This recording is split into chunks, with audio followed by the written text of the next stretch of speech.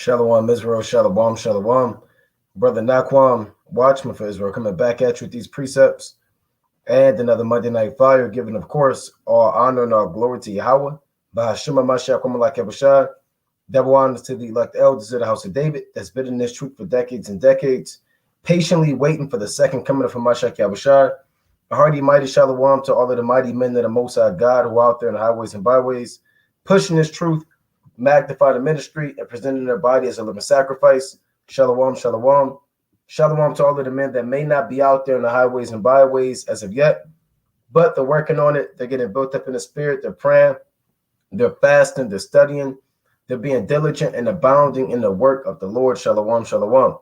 Shalom to all of the Aquath out there, the sincere sisters out there, holding it down in the households, reverencing their husbands, being submissive, being diligent, and moving in the spirit of our righteous foremothers. Shalom, shalom.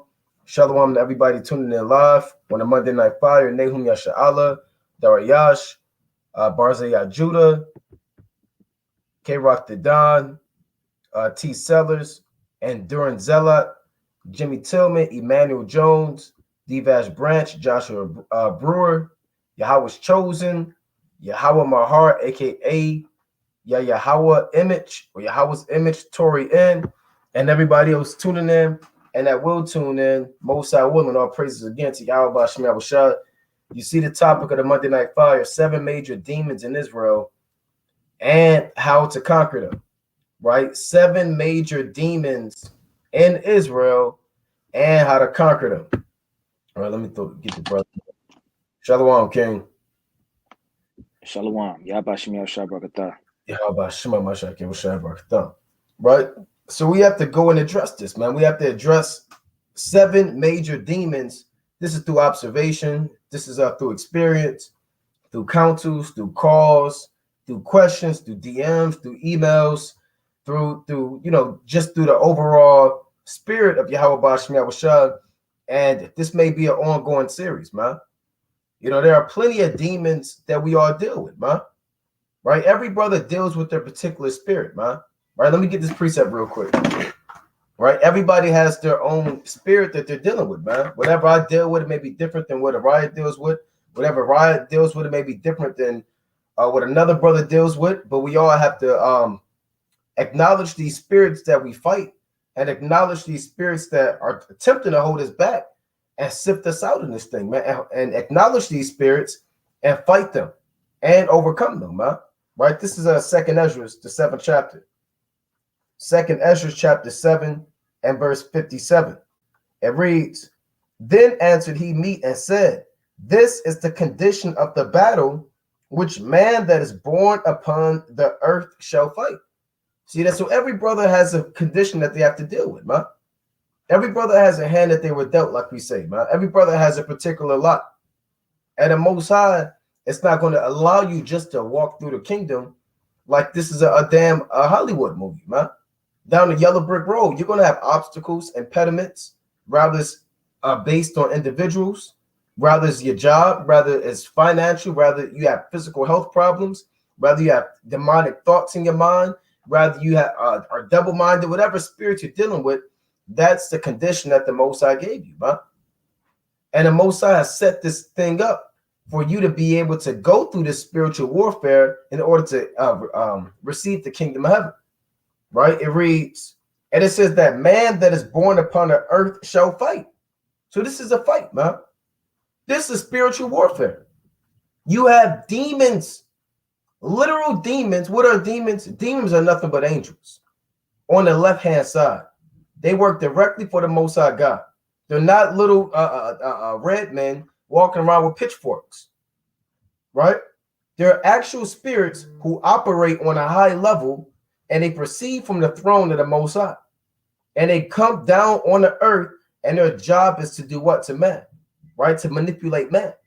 Rather they cause man to commit murder, rather they cause man to commit lust, right? And watch some type of damn lewd TV show, or cause a man to be in a spirit of rage, or a woman to gossip, right? Or commit violence. These are spirits, man. And the Most High sends these spirits down to try man. And you have to see these different spirits that the Most High sent in front of you, man, and fight. It reads, 2nd Ezra 7:58, that if he be overcome, he shall suffer as thou hast said.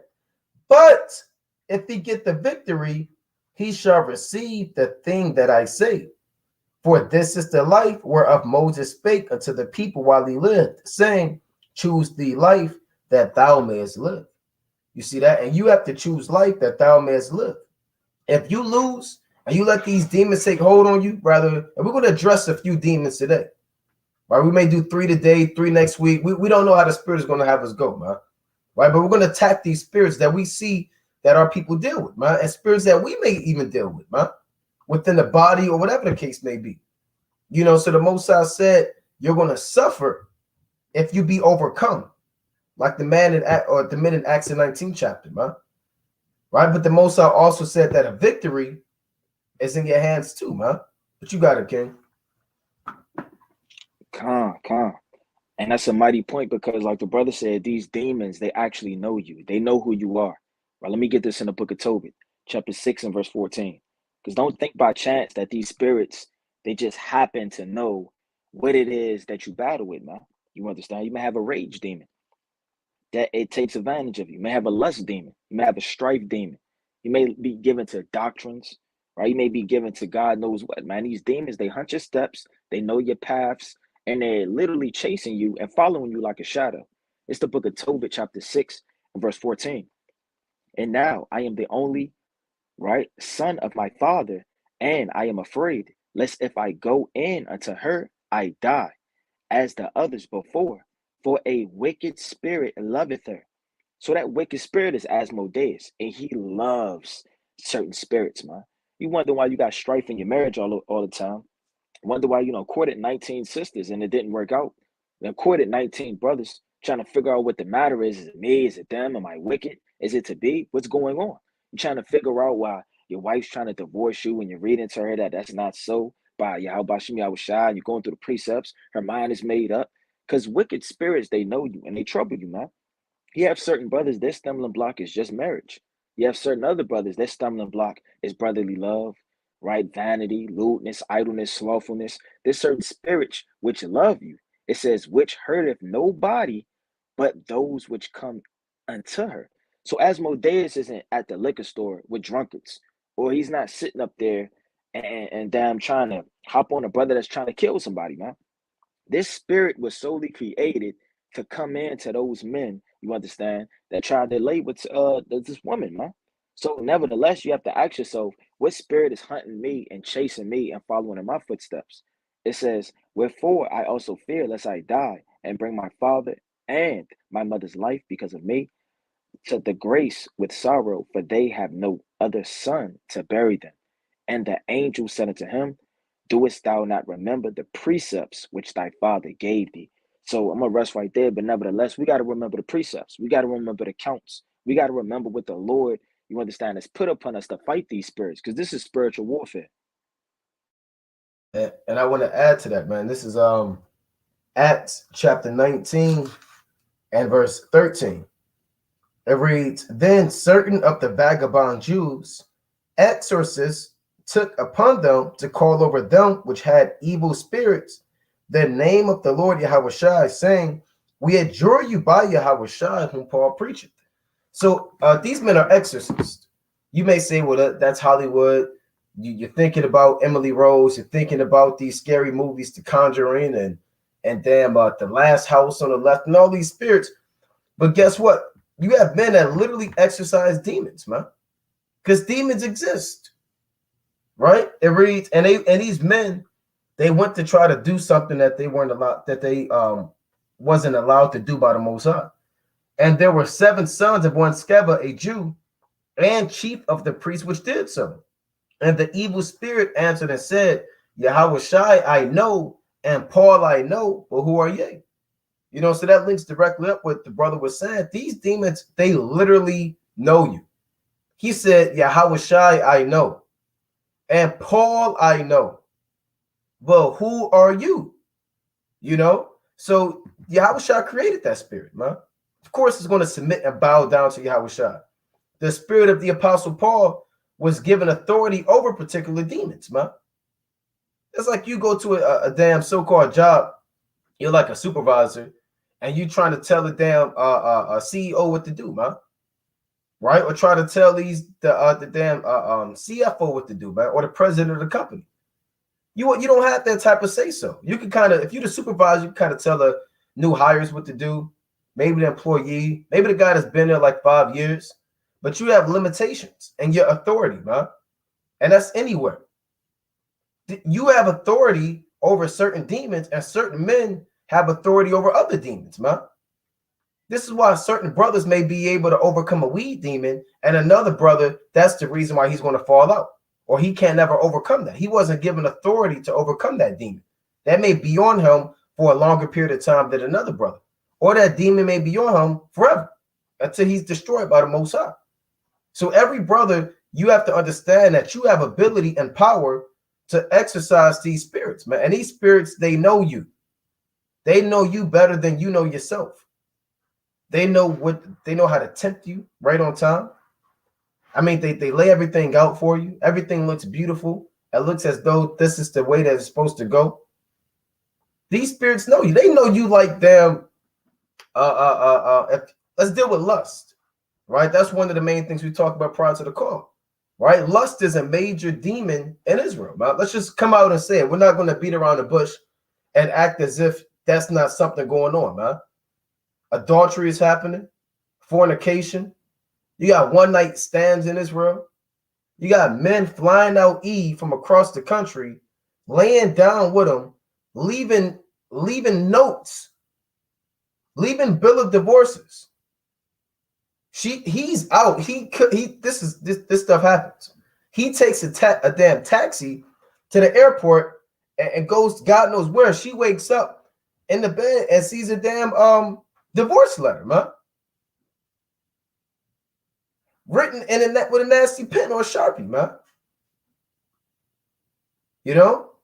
Lust is a heavy spirit, man. You got men talking to other men's wives on the inbox. Shalom, sis. What do you think about this precept? Right? Your husband, he teaches that doctrine? Are you really going to follow that? Here, let me really break it down to you. That's off, man. And lust goes beyond women, but we're going to deal with lust, man.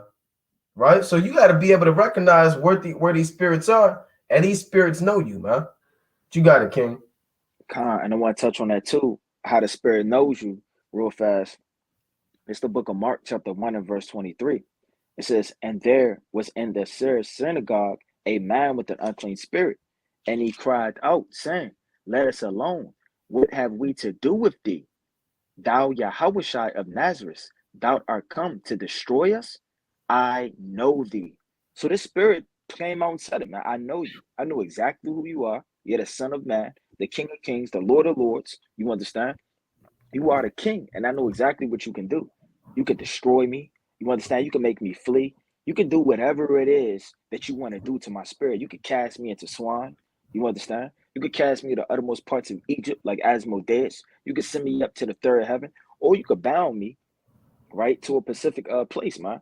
Right, like those spirits were bound in the book of Genesis, man, running to and fro those cherubims. So these spirits know that Yahweh has rule over them.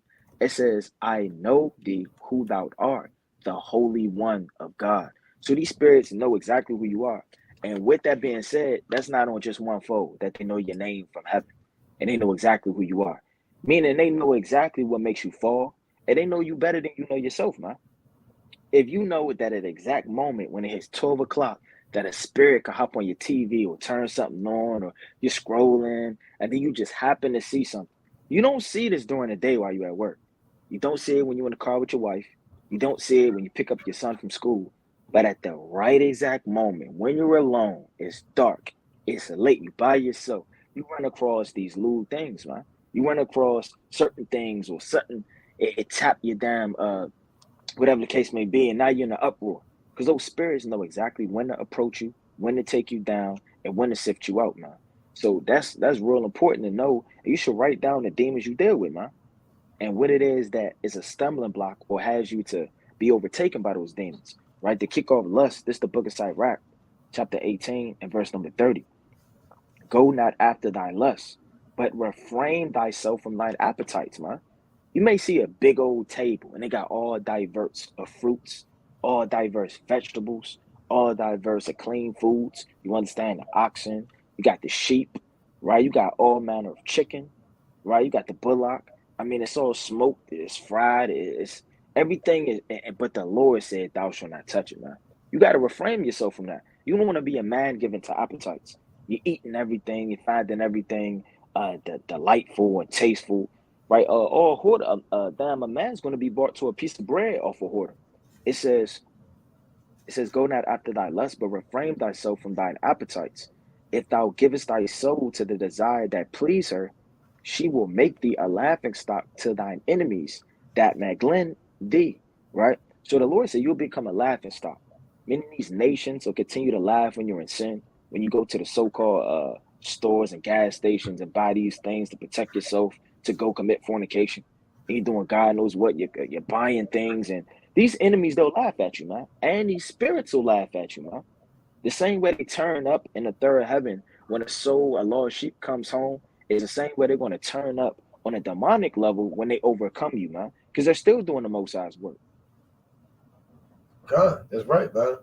And I want to get this precept. And like I said, lust goes back to covetousness, which is idolatry, right? Let me get that in Romans chapter 7 real quick. Because certain brothers say, well, lust isn't really that bad. It's just a feeling. It's just a good feeling I get. Brother, it's not just a feeling, man. Right? This is you know how many, we're going to get this. This is Romans chapter 7, and I'm going to read verse 7. It reads, what shall we say then? Is the law sin?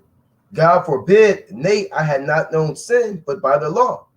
For I had not known lust, except the law had said, thou shalt not covet.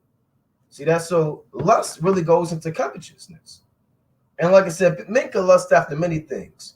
You can lust after women. There are men, you deal with a pornography, right? You're up late at night doing God knows what on lewd websites. You're on Instagram typing in abominable things that ought not to be mentioned, right? You're on Twitter, on Facebook, incognito tab, ducking off, right? You're into all manner of lust, man. You have men who lust after other men's wives. They can't wait to see their wife. All you do is ask about this brother's wife. How is she doing? Is she getting any better? Is she waxing mighty in the spirit? Is she strong? Have your wife fasted this week? You just keep asking about this brother's rib, man. You have brothers that lust after power. They want to be the top Israelite on the earth. The brother said he fight lust in his dreams. People fight lust in their dreams, man. Lust demon comes from your dream. You wake up like, what the hell is that about, man? And these spirits are attacking us, man. These spirits are here to attack us, man. Let me get this in Luke chapter 22. Let me get two quick precepts, right? And you have to recognize that, man. You think just because something feels good, or you think that no, hey, that's a trap, man. That's a trap, like the brother said. Here you are burning in your lust, and everybody just packs up and leave the house. Oh, we gotta go, right? Something just came up. Oh, time to get out. And Family emergency. You say it's an emergency, man. Everybody peels off, man. Your laptop is finally charged. As soon as it gets 100% and a Wi-Fi bill is paid, everybody has something to do. They just get up, gotta go. And now you're left alone. Who are you left alone with? The spiritual demon Satan telling you you're all alone. You can get away with this, right? These things, look, nobody has to know about it. Hey, these things happen, man. Oh, look, this brother, he wouldn't know, right? He doesn't have social media, but his woman has social media. I'll just go right in her inbox. Nobody's going to know. This is between us. You know, that's the spirit of temptation, man. And brothers have to recognize when you're being tempted. That's one of the first ways to conquer lust, to know when lust is approaching you, man. And not just be carnal. And just get and start feeling in your flesh, man. See, the so-called white man, he like to say, look, let your endorphin. He throw those words up there. You want your endorphins to be released. Right? There's another word he uses, man. I can't think of it, but it's something in your, like he says, there's chemicals in your mind that have to be released. If you know it on the comment board, you can say it. Right? He says you gotta release those. You can't build that up. Right? And then, you're taught that, man. You're taught about that pleasure spirit, dopamine. That's what it is. I think that's what it is. Dopamine, man. Dopamine, endorphins. The so-called white man tells you to release those. Right? You can't have that stuff all backed up, man. Right? This is the book of so like I was getting this precept, man. Romans. Let me get this real quick. Well, let me get Luke 22. I'm gonna pass it after that one. Luke 22 and 31. And the Lord said, Simon, Simon, behold, Satan hath desired to have you, that he may sift you as wheat. So that's temptation, man. Satan is here to sift us out. He's here to take you out the truth and spew you out back in the world, man. You have to recognize what we're up against and the gravity of your walk in the truth. That this is not a light thing. This is dead. This is life or death. Every minute is life or death in this truth. Every decision you make is life or death. That decision you decided to watch porn, that's the reason you're falling out the truth in 2 months. Right? That decision you decided to lust after that other brother's wife, that's the reason why you're slowly losing oil, man. And now the Lord put a slothful demon on you to judge you. Then he put another demon on you. And now you're slowly getting broken down one by one, man. This is dead serious, man. And you can't go for the okie doke, how they say, man. You have to say, no, that's Satan right there. A lot of brothers, you never recognize the spiritual demon Satan because you were raised up in the world. The world doesn't tell you to recognize the spiritual demon Satan. They tell you to freak off, man. Dopamine. Get your rocks off. Do God knows what. I've never heard the so-called white man say, look, that's Satan. Don't worry about it. Don't go that route. That's why we have to be reformed on how we handle situations in this truth that's meant, man. It's either of the Most High God or it's of Satan. Everything that you do, ask yourself, is this of the Most High or is the foundation is the word? If you don't know, I don't know, is this the Lord? Well, you have the law. You have the precepts, man. But you got it, King. Khan. It's the book of Sirach, chapter 23 and verse number 16. Right? Sirach 23 and 16. It says, 2 sorts of men multiply sin, and the third will bring wrath. A hot mind, right, is as a burning fire. So you don't want a brother that just got a hot mind, man. He just could do God knows what, man. He could flip a table, right? He could go inside of a wedding and just speak his mind. He just got a hot mind, man. He always want to express what's on his mind, right? No, I got a precept. I got a precept, right? He just going off, man. You don't want to hang with a bold fellow, somebody burning in their mind, and they can say God knows what or do anything. It will never be quenched, right? Till it be consumed. So like it's a burning fire will never be quenched till it be consumed. A fornicator in the body of his flesh will never cease till he have kindled a fire.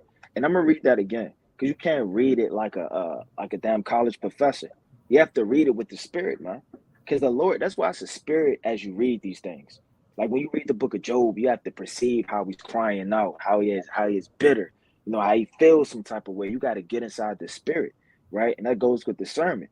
It says a fornicator in the body of his flesh will never cease.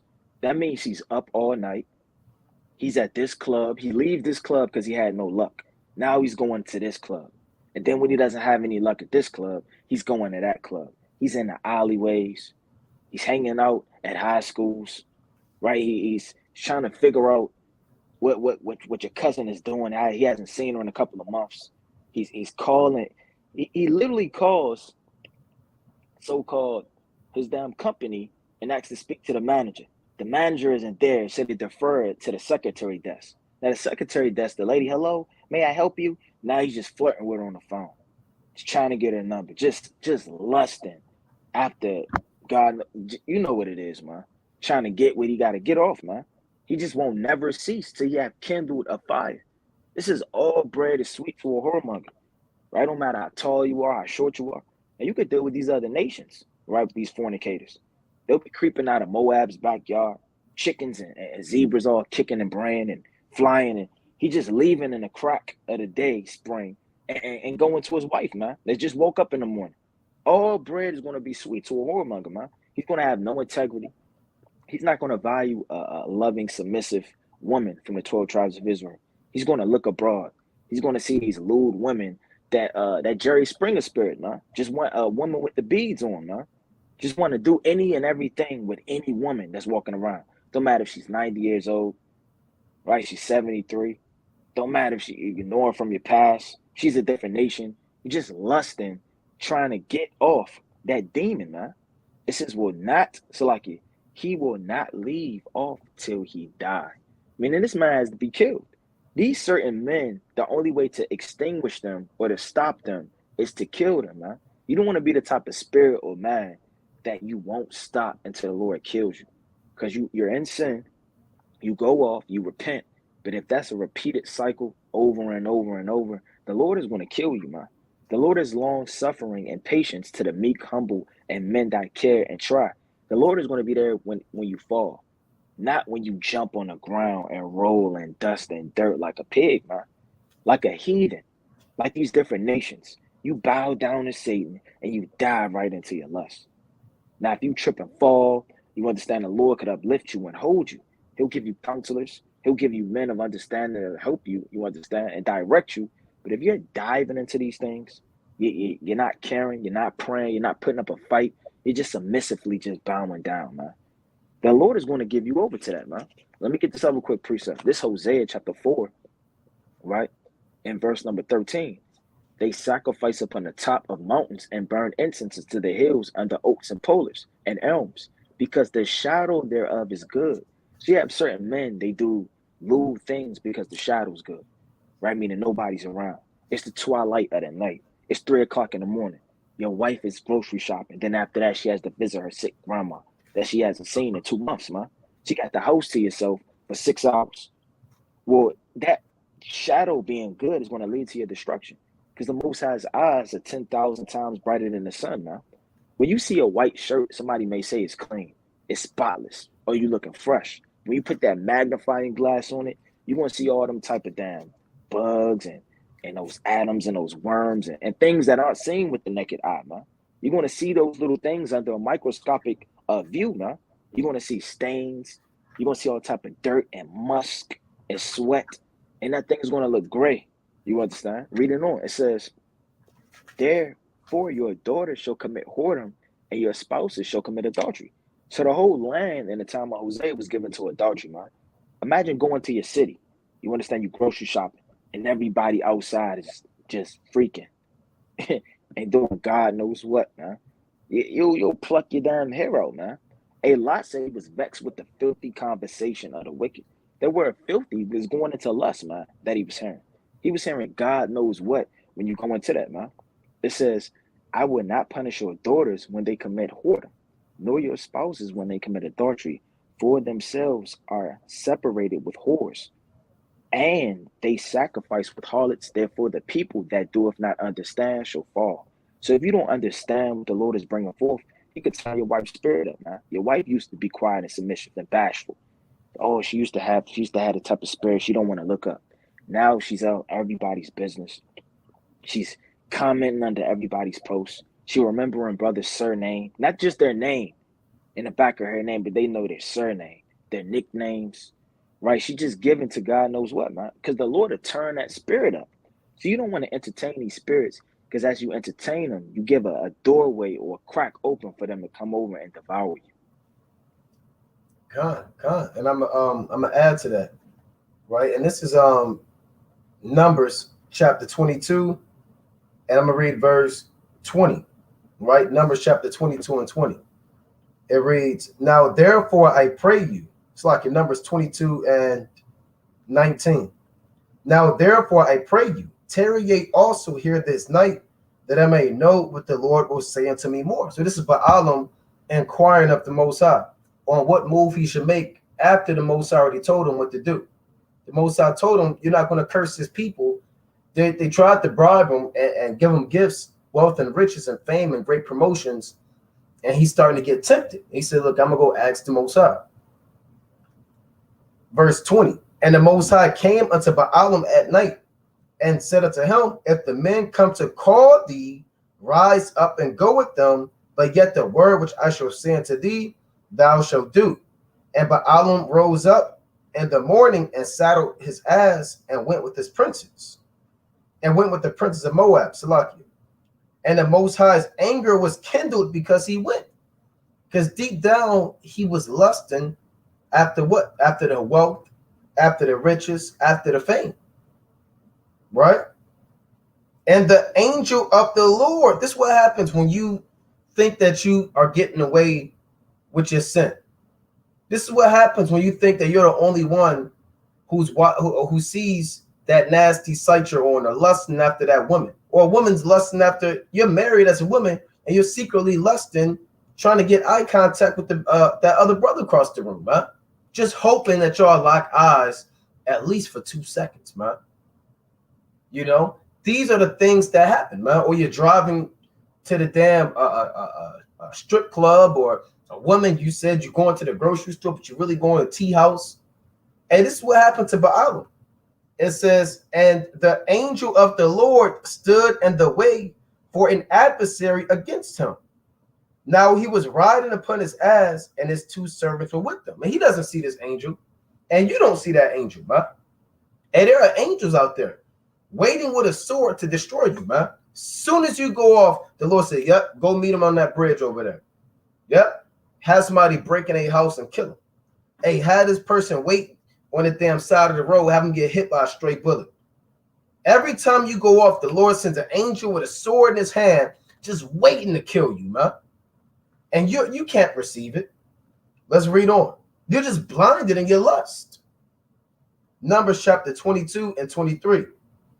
And the ass saw the angel standing in the way, and his sword drawn in his hand.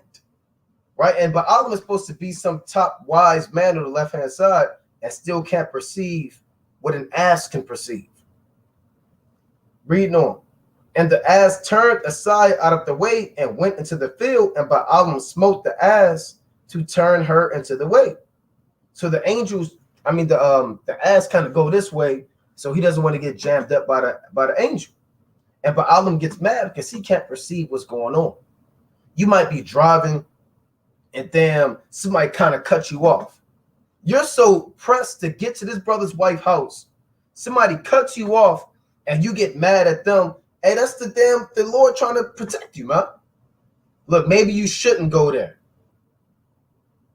Right? Maybe you shouldn't. You drive and you get a damn flat. Oh, God damn, I got to get there. You get out, you change your flat. You're not even thinking about these are the judgments of the Most High, man. Brothers just move in their lust, and they don't understand that the Most High be warning them and warning them, man. The Most High speaketh once, yet twice, but man perceiveth it not. A lot of men can't perceive when the Most High is warning them not to go after their own lust. Right? But the ass can perceive it, but wise men can't. Reading on. And when the ass saw the angel of the Lord, verse 25, Numbers 22 and 25, she thrust herself into the wall and crushed Balaam's foot against the wall, and he smote her again. You would have thought a man would be like, look, maybe I shouldn't be going, man. These terrible things have befallen me. Let me examine myself. Brothers don't examine themselves. You getting fired. Here you are talking to another man's wife. You get fired from your job. You just think it's a coincidence. Right? You just got laid off out of nowhere. You just chalk it up to a coincidence. Then you damn roll your ankle. You're still talking to this brother's wife. Oh, well, maybe if I ain't see that damn shoe on a step, I kind of tripped, man. I don't know what that's about, but that's okay. You're still talking to this brother's wife, man. These things, you have to examine the judgment of the Most High. It says a wise man's heart discerneth both time and judgment. And Ecclesiastes chapter 8 and 5. Right? Reading on. There's a few more in this. And the angel of the Lord went further and stood in a narrow place where there was no way either to turn to the right hand or to the left. So if you don't take those warnings, there's no escape. He had an escape route at one time and at two times, but then the angel came out and just straight up said, look, hey, look, now you stuck. This is it. You got to deal with it. There's no escape. And when the ass saw the angel of the Lord, she fell down under Baalim. And Baalim's anger was kindled, and he smote the ass with the staff. And the Lord opened the mouth of the ass. And she said unto Baalim, what have I done unto thee, that thou hast smitten me these 3 times? Now I'm going to jump down to the point. This verse 32. And the angel of the Lord said unto him, wherefore hast thou smitten thine ass these 3 times? Behold, I went out to withstand thee. Why? Because thy way is perverse before me. So if your way is perverse before the Most High, if your way is the way of a pervert, the way of contrary to righteousness, the Most High is going to send that angel out to destroy you, man. And that's what he did to Baalim. The Lord kind of let Baalim slide temporarily. He got put to death by the Israelites in Numbers, the 31st chapter, right? Concerning the matter of Baal Peor. But nevertheless, this man is a clear example of what the Most High is doing up there in the spirit world while you're on the earth thinking that he's preoccupied in the third heaven, thinking that nobody sees what's going on there. There are angels around you, man, ready to just cut you down in the land of the living. Right? I got one more quick precept. This is the book of 2 Samuel chapter 11 and 1. And it came to pass after the year was expired, at the time when kings go forth to battle, that David sent Joab and his servants with him and all Israel. And they destroyed the children of Ammon and besieged Rabbah, but David tarried still at Jerusalem. So here you have all the men of the Lord going to war, fighting for the Ark of the Covenant, fighting for Yahweh Ba'ashem Yahushua, the wives and the children of the people. But guess where David is at? Is David at war? No, David is tarrying, meaning he's still at Jerusalem. He's idle. A lot of brothers, let's see what happens. Verse 2. And it came to pass in an eventide that David arose from off his bed and walked upon the roof of the king's house. And from the roof he saw a woman washing herself, and the woman was very beautiful to look upon. And David sent and inquired after the woman. And one said, is not this Bathsheba, the daughter of Eliam, the wife of Uriah the Hittite? And David sent messengers and took her. And she came in unto him, and he lay with her, for she was purified from her uncleanness, and she returned into her house. So when you're idle and you're not occupied doing the work of the Most High, you're more susceptible to give heed to these demons, man. And a lot of brothers, you give heed to those lust spirits because you're just sitting around folding your hands, man. You don't have a schedule. You don't have any plans. You don't have any goals to do for the day, for that week. You have no agenda. You just take wherever the day goes. You say, Monday, what do you have for me today? And the Lord sent all these spirits on you, man. So you can't be like David in that situation and be idle, because idleness teaches much evil. So you wondering why you're dealing with these lust spirits, because, brother, you don't have a set regimen and you're not consistent with it, and you're allowing these demons to come in. But you got it, King. Come. Right, it's the book of 2 Kings, chapter 5, and I'm going to start at verse 23. Because like we going into earlier, you got multiple lusts. You got lust of the flesh for women. You got lust for gold, silver. You could lust after doctrines, man. You could lust in anything. Anything that you put to where you're coveting out there and you want it and you drooling and your mind is occupied to give more time to it or give time to it at all, the Lord could kill you, man, and overthrow you and give you over to that. It's 2 Kings 5 and verse 23. And the man said, be content, take 2 talents. And he urged him and bound 2 talents of silver and 2 bags. So he told this man, look, be content with what I gave you. A lot of people not content. They want more and they want more. And I want 2 cars. I want 3 wives. I got 2 wives. I want 3 wives. I got 1 wife. I want 2 wives. Right? You got than one job. You want 3 jobs, man. You're not content with what the Most High gave you. You got 7 shirts in your closet or 12, but you want 24, right? You just want more and more. With 2 changes of garments, and laid them upon 2 of his servants, and they bare them before him. And when he came to the tower, he took them from their hand and bestowed them in the house. And he let the men go, and they departed, but went in and stood before his master. And Elisha said unto him, Whence comest thou, Gazi? And Elisha was already hip. He knew what was going on. You can't fool Elisha. He's a servant of the Lord. He has discernment and understanding. He says, and he said, Thy servant went no whither. So what is this showing you? That when you covet after something, now you start to bring forth more spirits. Now you're lying. Now somebody may ask you, brother, where did you go? Oh, I didn't do nothing. Now you're lying. Now you sweating. Now you bringing forth more spirits and more spirits. When you lie, you have to lie again to cover up that lie. Then you get jammed up. Now you have to remember the lie that you told. Now your mind is damn coveting up a bunch of false, idle information and lies to be able to be not seen or caught, man. It says, and he said, Thy servant went no whither. And he said unto him, Went not mine heart with thee? When the man turned again from his chariot to meet thee, is it a time to receive money and to receive garments and olive yards and vineyards and sheep and oxen and men servants and maid servants? Well, there may not be a time in your life to receive multiple wives right now, man. Or multiple cars, multiple jobs, right? You're lusting after carnal things, man. It's not time to go on a yacht, man, and go on vacation 3 times a year, 4 times a year. You're just trying to see the earth before it's destroyed.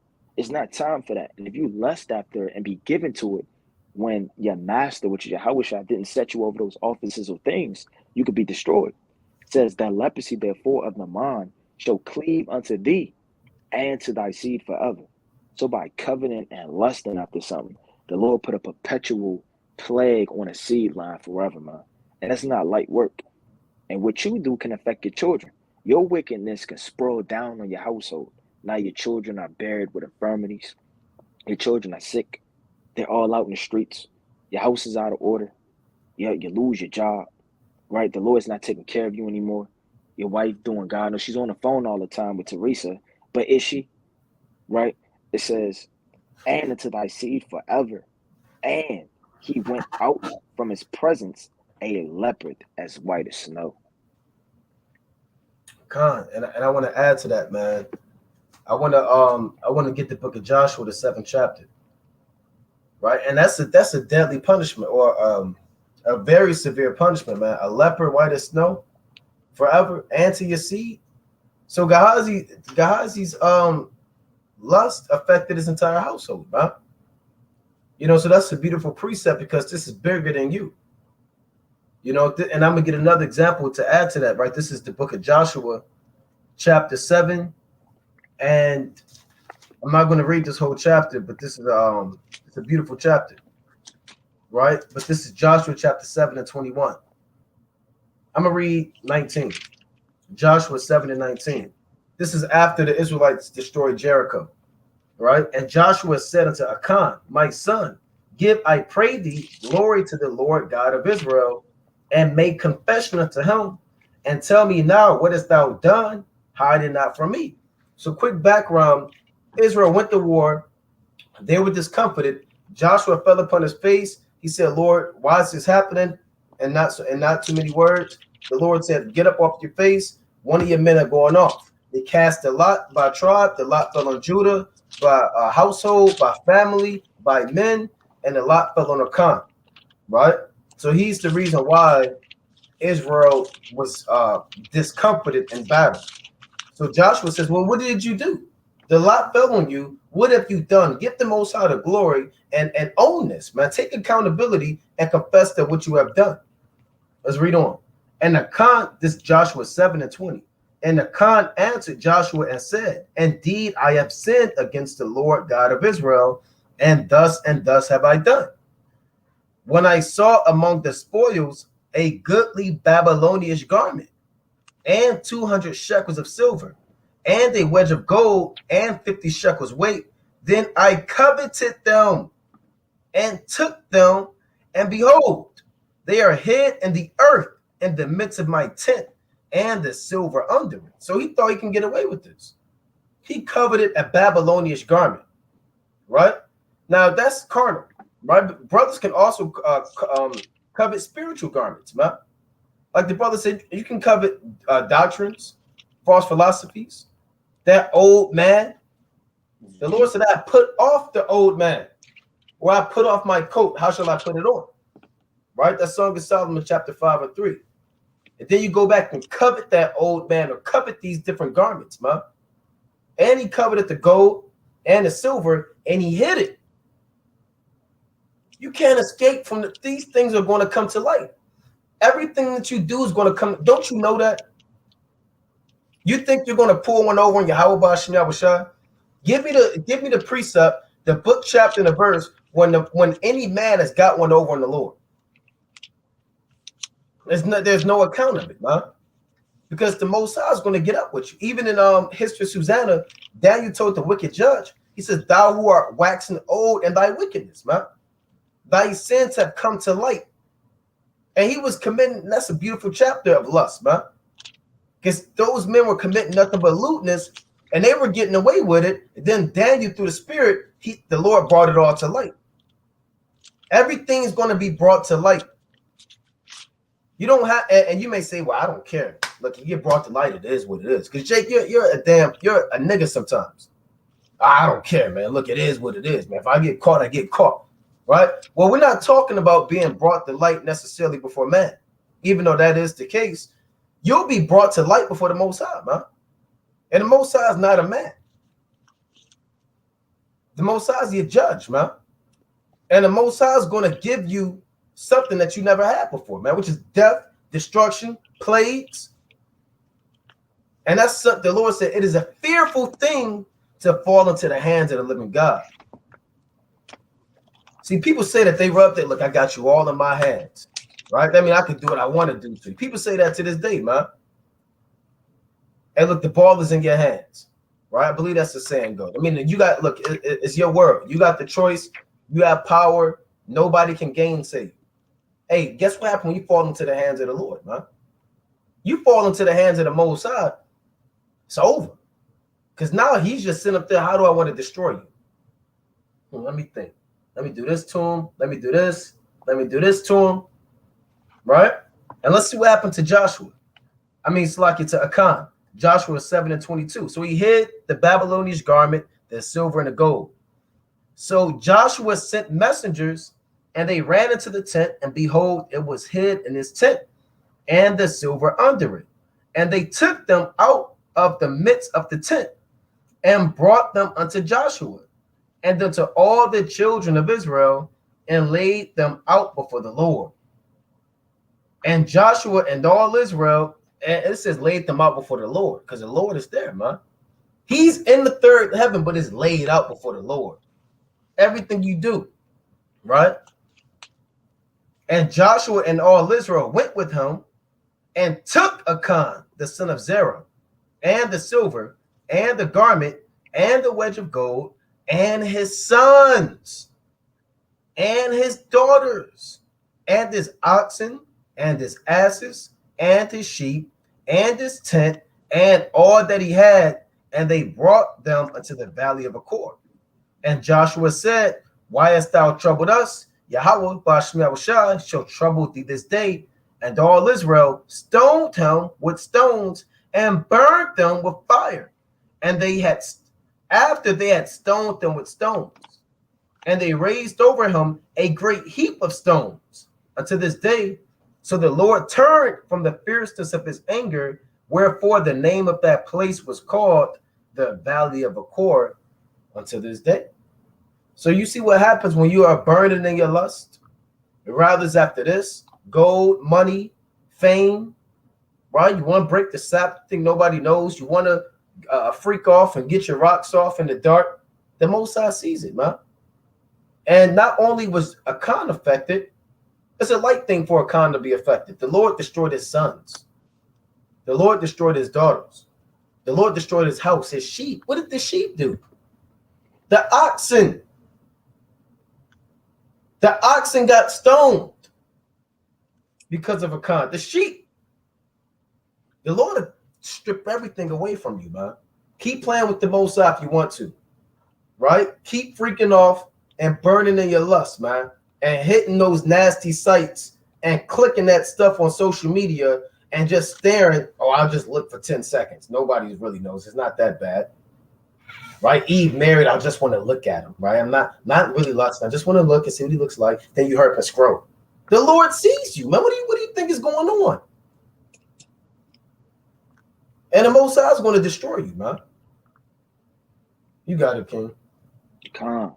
And when you really think about it, man, all of those spirits are created for the heathens, man. Those are the spirits the heathens move in, man. Right, let me get this account. This first Maccabees 13 and 15. First Maccabees chapter 13 and 15. Now, when Tryphon knew that Simon was risen up, right, instead of his brother Jonathan, and meant to join battle with him, he sent messengers unto him, saying, whereas we have Jonathan thy brother in hold, for it is for money that he is owing into the king's treasury concerning the business that was committed unto him. So he said, look, we got your brother in hold in, he kind of owes some money, right? Wherefore now sending 100 talents of silver and 2 of his sons for hostages, that when he is at liberty, he may not revolt from us, and we will let him go. So what do the heathens, man? They're coveting after money.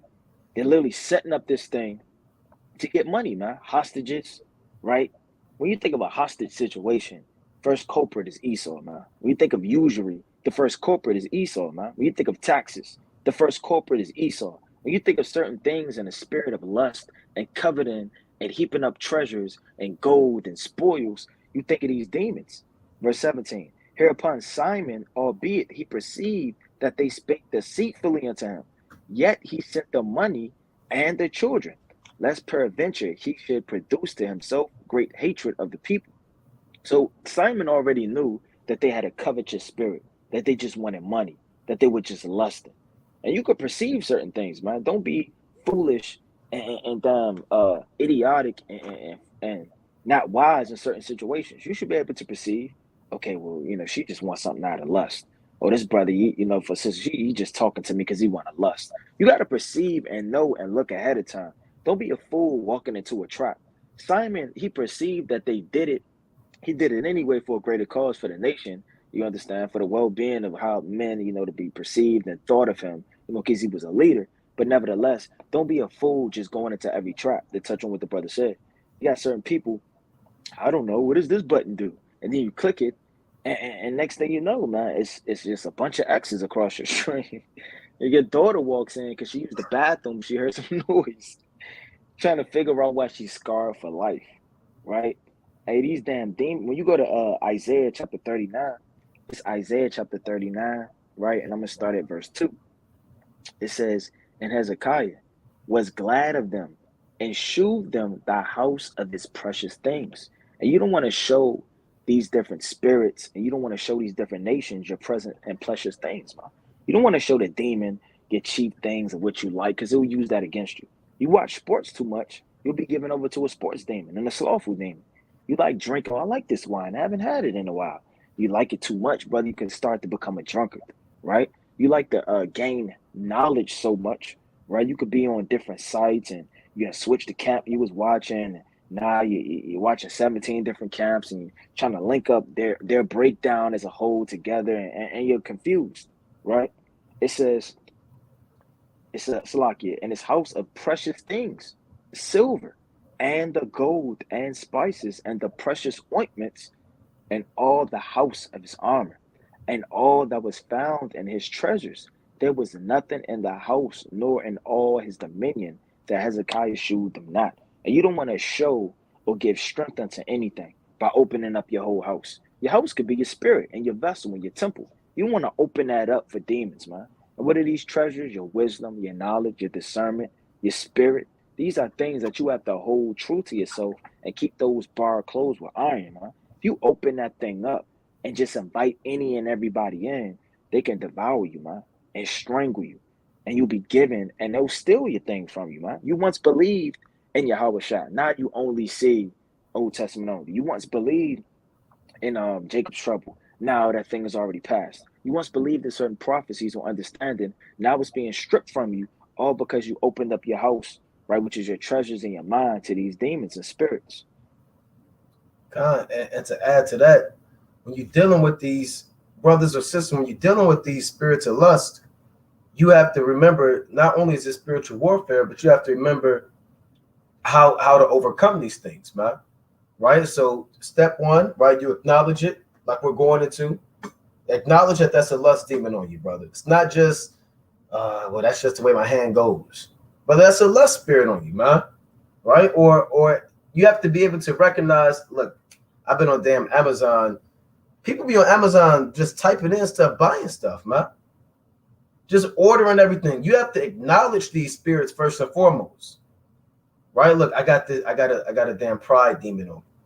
Right? I can never take correction. Can't nobody tell me nothing. I always got something to say. I got a slothful spirit on me. I refuse. I only read maybe twice a week. Right?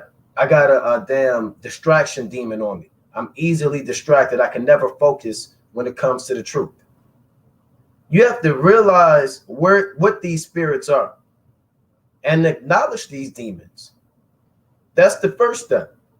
Right? Let me get this in James like we're going into, man. We kind of went into it. Right? This is James chapter 1, and it's a classic. At verse 12. Blessed is the man that endureth temptation, for when he is tried, he shall receive the crown of life, which the Lord hath promised to them that love him. And the Lord is going to try you, man. He's going to say that the only way to be acceptable in the eyes of the Most High is you have to go through the fire. Sacrifices, gold, you understand? You have to go through the fire. And the Lord's going to put them spirits by using the spiritual demon Satan against you to try you. Right? He'll send that demon on you just to see, are you going to deal with it? Are you going to click on that button? Right? You're in the bed with your woman, your woman fell asleep, and now you just up. Right? You just up on your phone. You can't sleep. The Most High put an insomnia spirit on you, and you can't go to sleep. Never happened before. Right? And now you have to say, look, no, this is Satan. This is temptation. Right? Now, when Yahushua got tempted, let me get this real quick in Matthew 16. What did Yahushua do when Satan was tempting him? Matthew chapter 16 and 21. 21. From that time forth began Yahushua to show unto his disciples how that he must go into Jerusalem and suffer many things of the elders and chief priests and scribes, and be killed and raised again the third day. Then Peter took him and began to rebuke him, saying, Be it far from thee, Lord, this shall not be unto thee. And Peter has a demon on him. He has Satan on him. Read on. But he turned and said unto Peter, Get thee behind me, Satan. Thou art an offense unto me, for thou savorest not the things that be of God, but those that be of men. And that's what Satan's job is. When things are of the flesh and things are of man, you know it's Satan. And Satan hopped on Peter. You understand? To get Yahushua not to perform the prophecies that was written of him. And Yahushua perceived the demon that was on Peter. And like Arai was saying, you have to perceive these spirits, man. You have to perceive when a spirit is hopping on somebody to get you to lust or get you to go off. Rather it's a man, rather it's a woman, rather it's your boss at your job who said, we're giving you a $15 raise, just come in on a Sabbath for just 2 hours, right? And he says, look, I know you keep the Sabbath. Look, I know everything about it. Look, just come in for 2 hours. Look, and we'll give you that big promotion. You have to say, get thee behind me, Satan, man. You know? Your kid is damn screaming because they want hot damn French toast on a Sabbath. And you know you can't cook, and they screaming and they scream, and they're cutting up, man. They're beating on a wall. Okay. Do you want blueberry? You want strawberry? And you start dipping the bread in the eggs, man. Breaking the Sabbath. You have to say, hey, you gotta say to your children, get thee behind me, Satan, man. You say, oh, that's harsh. Ooh, Maybe these guys. Hey, guess what, brother? That's why your child is keep them ruling over you, man. You know, you have to say it in the spirit. Hey, look, that's Satan hopping on my child. Every time I try to read, my child wakes up from the nap, right? They're asleep and they wake up all of a sudden every time I'm reading and they jump on me. You have to perceive these things, man. Hey, a damn woman inbox you. She's married. Shalom, Ak. Yahweh Bashmi Awashad. This is a voice message, too. Yahweh Bashmi Awashad Brakatham. Right? She says, Kwam Yasha. Right? And then she begins a sentence in Hebrew, man. I watch all of your videos. Is that you right there? She might say, I love how you do certain things with a sword. And I love how you swing that sword. Right? You just cut down doctrines. You're a mighty man. By the way, I'm married, but it's not really working out. He doesn't see the Bible the way I see it. Yeah, he's in the truth, but he just doesn't get me. And then, well, yeah, Shalom says, I'm sorry you're going through that. Yeah, it's just not working out the way I want it to. Do you have any precepts that can help me? Come on, sis, here's so-and-so and so-and-so. Then she said, do you have 3 minutes to talk? And now you're talking on the phone for 3 minutes. You have to recognize Satan right there, man. You have to walk around and say, look, hold on. No, that ain't it, man. That's a spiritual demon, Satan coming against me. Trying to get me to lust after women. Lust after more money at my job. Lust after me to engage in folly when I know I should be reading. I know I should be studying. I know I gotta get this work in, man. And your body start breaking down on you, man. You start getting tired out of nowhere. I know brothers that want to read and they say, I just start getting tired out of nowhere, man. That's them spirits working on your flesh to subdue you. And you can't be the fool, like we said earlier, man, that sleep spirit hop on you just, right? Oh, nap time. All right, guess that's my body just shutting down. And you do this and pass out, man. You got to get up. You got to damn stretch, man. You have to stand up and read. You got to walk around. And more important, you got to bring out that precept. And you got to bring that precept out loud. Stop just saying precepts in your mind, man. Get thee behind. You're whispering in your mind. Then you got to rebuke Satan, man. Right? Verbally, man. Hey, open up your Bible. You see Satan, open up your Bible. Right? Satan is hopping you on a damn lust spirit. Right? You go back to Romans, the 7th chapter. And brothers, do this, man. And read it out loud, right? Romans chapter 7. And you cut that demon, man. Read the scriptures out loud, man. And cut those spirits, man. Those lust spirits. You know? So brothers you have to use the right weaponry at your disposal. You got it, King. Come. And like you said, like brothers is going into, you got lustful, seducing spirits. Every spirit isn't just going to run up and just grab you and throw you in a damn truck, bro. These things slowly happen. You have to perceive it. When you go to Judith chapter 12, let me go to this quick precept. It's Judith chapter 12, right? And I'm going to start at 15. Judith chapter 12 and 15, and it reads, so she arose and decked herself, right? And decked her apparel and all her woman's attire. And her maid went and laid soft skins on the ground for her over against Holofernes, which she had received by Gurus for her daily use, that she might sit and eat upon them. Check this out. Now when Judith came in and sat down, Holofernes, his heart was ravished with her. So what does that mean, his heart was ravished? That mean, was he in order? You know, he had friends. He's a heathen, man. Heathen's ravished with an Israelite princess. That means he was lusting. Like the cartoon when your damn tongue come out and hit the ground, man. He was sitting up there, he was lusting after. His heart was ravished. And then this man's mind was on one thing. And it damn sure wasn't asking about your heritage and your precepts and was going into the law. This man was trying to take advantage of it. right? It says, his heart was ravished with her, and his mind was moved, and he desired her great company. Now, you know that wasn't talking about to see the squirrels run up a tree, man, or watch the fruit grow really softly and slowly on a tree. What does it mean when you desire somebody's company? For he waited a time to deceive her from the day that he had seen her. So he's waiting to deceive this woman, man.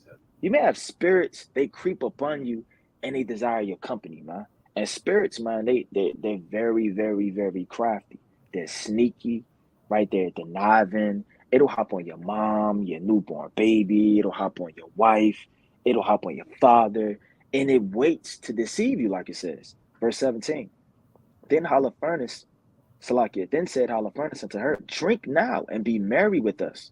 So Judith said, I will drink now, my lord, because my life is magnified in me this day more than all the days since I was born. Then she took and ate and drank before him, and her maid Salakia had prepared. Check this out. And Holofernes took great delight in her and drank much more wine than he had drunk at any time in one day since he was born. So he got drunk, man. Now, what's that spiritually, man? You could get spiritually drunk, man. Right? These demons, they're drunk off to kill you, man. These nations, they're drunk off the wine of Babylon. When you get drunk, you're filled with lust. The Lord said, wine and women make men of understanding. You're going to go away, paraphrasing the book of Sirach, right? Chapter 19 and verse 1 and 2. So you have to ask yourself and perceive and understand how seducing these spirits are. This man is getting drunk. He's lusting. He's trying to deceive her. He would be a modern day creep, man, in a so-called club, right? Just with a big bottle, pressing somebody to drink, right? And you have to deceive. Let me read this last part of verse 16, right? It says, for he waited for a time to deceive her from the day that he had seen her. So from the day a spirit may encounter you, it may look and may meet you at every end. Just like the Lord said, a spirit, or Yahweh shall rather, met Moses in the end, man, seeking to slay him at that appointed time. So you may be at the gas station, the food market, your grandmother's house, right? So-called work. That demon will meet you at the appointed time to devour you. You got it. God, I want to get this in Sirach, the 41st chapter, right? So brothers have to examine themselves and make sure that you're taking the right steps to deal with this lust, man. And another point, if you're dealing with lust, and reach out to a brother, man, a faithful brother, right? Reach out to a faithful sister, right? The Lord said two are better than one in Ecclesiastes chapter 4 and 9. For if one fall, then you have another to help him up, paraphrasing, man. And that's the importance of having a brotherhood or a sisterhood or a congregation, right? Because we have one another to depend on, man. And the Lord said, he that is strong in Romans 15 and 1 ought to bear the infirmities of him that is weak. So never feel like you're alone in this thing, man. You have plenty of brothers to reach out to. You understand, and you can get somebody's contact information from the comment board. You go on the email, you get brothers' numbers, social media, you hit brothers up, right? Link up with brothers and link up with sisters and get a contact because we need one another in this thing, man. Right? Let me get this in Wisdom of Solomon first. Right? Let me go to Wisdom of Solomon, the 4th chapter. Right, because the world is embedded in lust, man. It's hard to fight lust because it's thrown at you 24/7. Right, lust comes in through the TV. Right, there are damn words that people are saying in the music. Certain music you play backwards is telling you lust, lust, lust. Right, lust is damn it in images. It's all over, man. Right, you have women walking lewd out here, man. It's just spirits and demons, man. Right? This is Wisdom of Solomon, chapter 4 and verse 10. He pleased the Most High and was beloved of him, so that living among sinners he was translated. Yea, speedily was he taken away, lest that wickedness should alter his understanding or deceit beguile his soul. So the Lord had to speedily take away our forefather Enoch, because if he was to stay on the earth 1 second later, his mind would have got altered. He would have started going off. And the Lord is going to do that same thing for us. And we're part of that number. If we were to be on this earth longer than the time that the chariots come, we all go off. Everybody will fall out. right? Read on. For the bewitching of naughtiness doth obscure things that are honest, and the wandering of concupiscence doth undermine the simple mind. So I'm going to read that again. For the bewitching of naughtiness doth obscure things that are honest. So naughtiness, it means sin, right? Sorcery, evil. And if you're bewitched is not always just somebody putting a potion on you.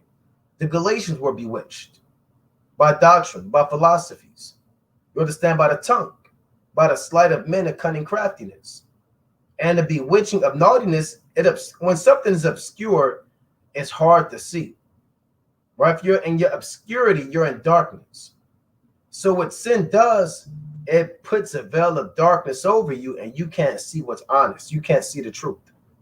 Right? Like the brother said, you begin to be beguiled. It says in a wandering of concupiscence, meaning your mind starts to wander. And Jake, you have to have rulership over your mind. You have to say, no, that's a wicked thought. Right? The Lord said, if you have a wicked thought, lay thy hand over thy mouth. That's in Proverbs, man. You got to check those wicked thoughts in your mind too, man. Why am I thinking about that? Let me get up. Let me walk in the other room. Let me throw up a prayer real quick. Like, why did that even pop in my mind? Hey, these demons, man, they'll get in your mind, man. I can't believe I was thinking of that. Let me throw up this quick prayer. Let me go on a fast. Let me call a brother. Hey, brother, man, I got these damn spirits trying to get in my mind, man. Hey, can you give me a precept? Right? These are the things that you have at your disposal. Right? It reads,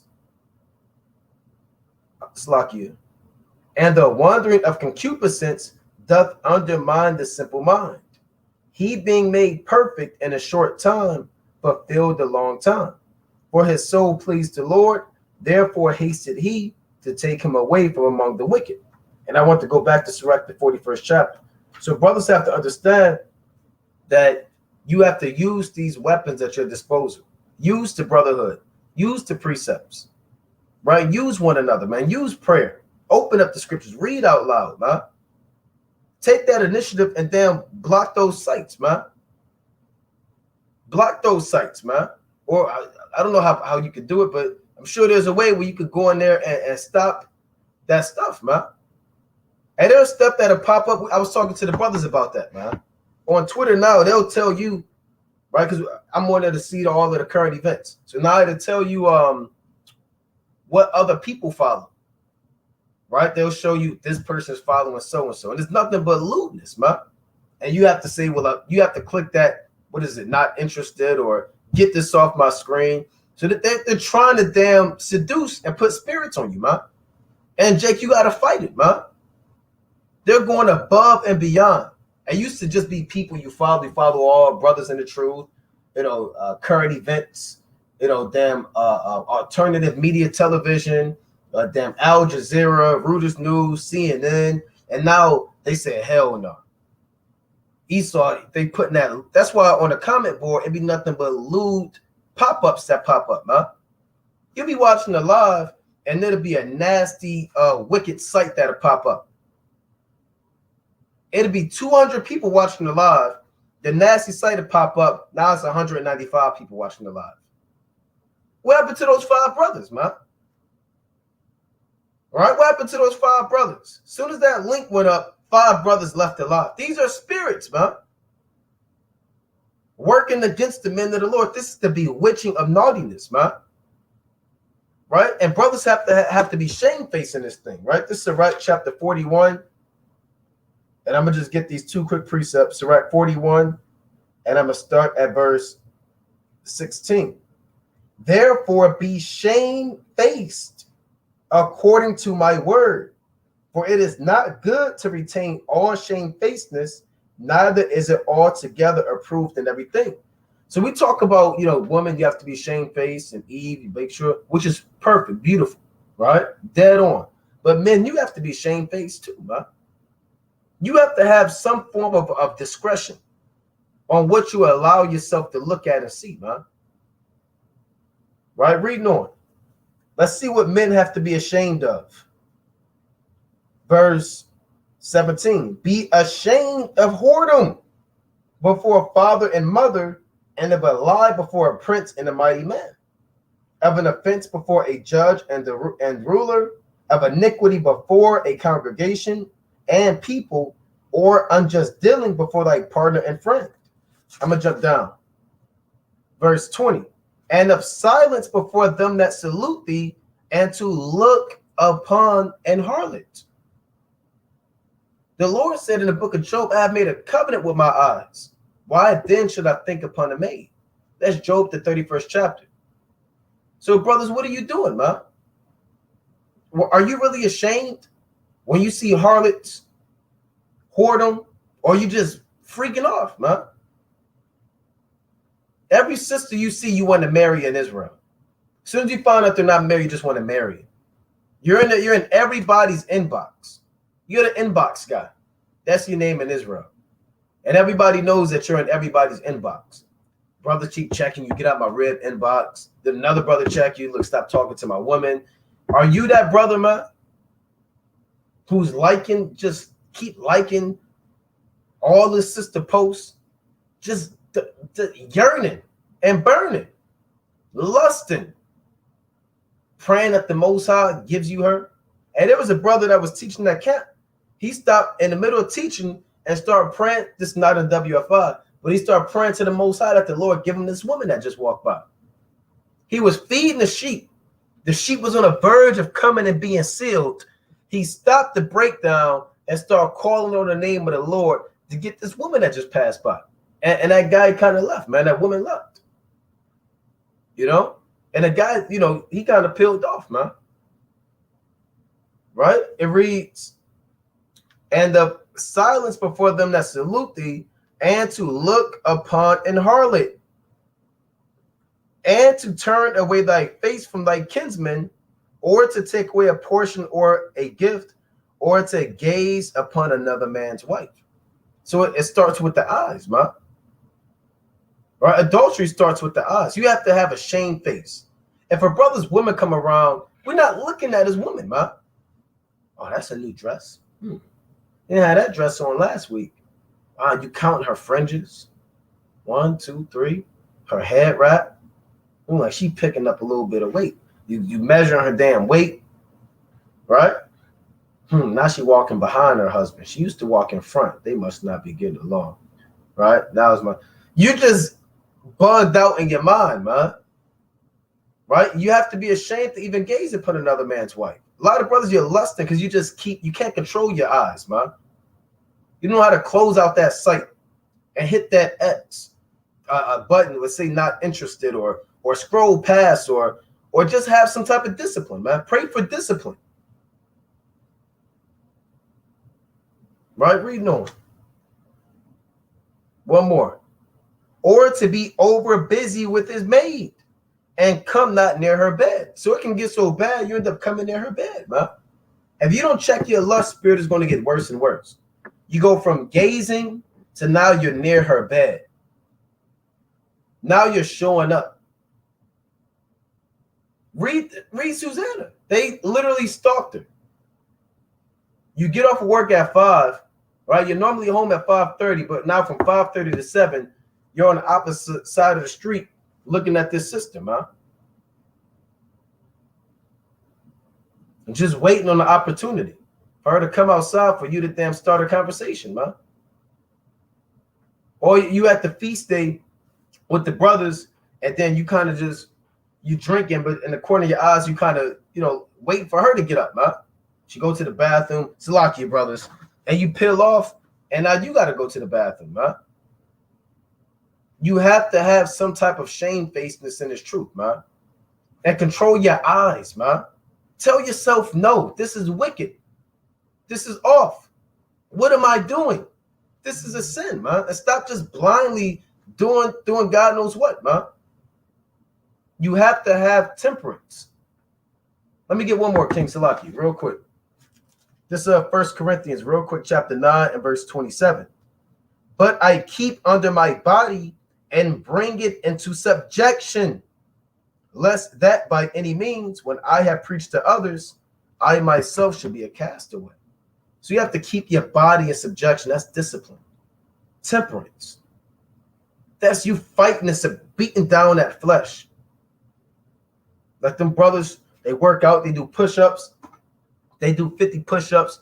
When it start burning, temperance says, look, do one more, do two more. Even though the flesh is burning and you want to stop doing your push-ups, your spirit, hey, keep going, keep going. You have to have that when it comes to lust. Hey, look, I'm not going to watch that. Yeah, my body is yearning, but I'm going to have rulership over my spirit, man. And not be a damn city without walls. You got it, King. Calm. And I want to touch on that in the book of 1 Corinthians, right, 5 and verse 1. It says, this 1 Corinthians 5 and 1. It is well reported commonly that there is fornication among you. So the church of Corinth, it was well commonly reported that they had a lot of fornication going on in that church, man. I'm going to read that again. It is reported commonly that this thing was going on every day, all day. And they were hearing reports about it. It says, and such fornication is not so much as named among the Gentiles. So the Gentiles, they do God knows what, man. You have parties where, and you see these things, man, right? Whether it be on YouTube or you see an article, or you hear about it, and they'll have these days where people just dress up. They have rave parties, so-called Edomites, right? The non-Edomites, they have these rave parties, right? They have these dungeons, and you watch these movies, and they're given to God knows what. They could do anything they want to do, right on the left-hand side. They're dressing up as animals. They're cutting themselves. They're in rave parties. They're lusting. They're doing wild, damn words you can't even say, man. Those are what the Gentiles do. But Paul is saying, look, this is well commonly reported in his church, and y'all doing more than they do. That one should have his father's wife. So lust got so bad in that spirit of lust in this church that a man desired and had his father's wife, man. And that's wicked when you think about it. We all know about Leviticus 18, man. But nobody wants to listen to the law. Nobody wants to rule over their spirit. Nobody wants to have integrity and strength. I mean, how bad of lust do you have to do that your mind to go after your father's wife, to defile your father, see his nakedness by seeing his wife's nakedness, defile his wife, put a bridge. Now you got to stop dealing with his wife. You broke up the family. You got spirits on you. Now your father may or may not forgive you depending on how strong he is in the spirit. A fight may break out, right? All hell may break loose, man. Let me get that in the book in Proverbs chapter 6 and verse 32. Now this Proverbs 6 and 32, it says, it says, but whosoever committeth adultery with a woman lacketh understanding. So a man that would even put himself in that position lacks understanding, lacks spiritual discernment, lacks prophecy, lacks discernment, lacks everything there is to have, knowledge, prudence, right, foreseeing evil. But whosoever lacketh, so like he committeth adultery with a woman, lack of understanding, he that doeth it destroyeth his own soul. A wound and dishonor shall he get, and his reproach shall not be wiped away. So the Most High may or may not wipe away your sins. Who are you to say, well, sin is going to be forgiven? You see that when you go to the book of Matthew, instead of the blasphemy of the Holy Spirit, that may not be talking about you, man. Who are you to say the Most High is going to forgive your sins? He may destroy you. He may deliver you up to lewdness and kick you and destroy you and uproot you out the truth, man. So everybody's mercy and grace, isn't the same. You don't have everybody that's alive that's an Israelite has the same amount of mercy and grace. You have the short mercies of David. David has more mercy than you do. You can't say, well, I'm going to exceed David today, or I'm going to be on David's level today, and my sins will be equal to his, and the Most High would justify both of us the same. You don't know how the Most High looks at you, how your chart is, and how those scrolls, those ancient scrolls in the third heaven, or every text and every spirit and iniquity that you've been doing that the angels have written down. The Lord said, it shall not be wiped away. For jealousy is the rage of man. Therefore, he would not spare in the day of vengeance. So that can even bring forth killing and murder. So you got adultery, which brings forth a covetous spirit. It brings forth iniquity and sin. And it brings forth rage and death and murderous spirits, man. You think a man cares? You think his first thought, this man, when he comes home and sees his wife laying in another bed with another man, it's Proverbs 6 and 32. Yeah, it's a rage. I got to remember that. So that brother's first thought may be to grab his gun, man. right? To grab his bow and arrow, his machete, his knife. He may go downstairs, or he may just get his hands and just start beating that man, right? His mind, his spirits, and those legions are going to hop on him. Like the Lord said, for jealousy is the rage of man. Therefore, he will not spare in the day of vengeance. He will not regard any ransom, neither will he rest content, though thou givest many gifts. You think a man and you done defiled his woman, you think, I'm sorry, he give you a brand new watch, man. He give you a chain. He give you 3 Bibles stacked. And it's the KJV, then it's the 1611 KJV, then it's another one, right, with the Apocrypha inside the Bible. And it's all different. You understand? I gave it to you, brother. I love you. I'm sorry. He's not going to regard any gifts, man. That spirit is going to overthrow and kill you. Right, let me get one more. This Proverbs 20 and verse number 7. For the just man walketh in his integrity. So if you're just, you're going to always walk upright and have some type of sense of integrity. Integrity isn't just when people are around. And a lot of people, they like to show forth their kindness, their meekness, their arms that they do, their teaching, their spirit when people are around. But when people leave, what manner of man are you? That's the number one question. Who cares if somebody sees you teaching, man? The Most High don't care if somebody sees you teaching. Okay, that brother brought it out. Oh, praise to the Most High. No, the Most High wants you to teach, whether somebody's around or not. The Most High wants you to give alms if somebody's around or not. The Most High wants you to walk in integrity of heart. And a harlot may meet you by night. Maybe a doctrine, maybe a sight, or a spirit may come to you in the darkness of night. You got to have the type of integrity to walk uprightly. It says his children are blessed after him. A king that sitteth on the throne of judgment scattereth away all evil with his eyes. So you got to have the type of spirit to scatter away all evil with your eyes. I can't go here. You know, there are whores down the street. I can't go down this street. There's drug dealing down the street. I can't go over here. That's where my old church was. And I know they're going to say they miss me. And I know they want to say, come in for a couple seconds. I can't go over my cousin's house. All they do is smoke weed.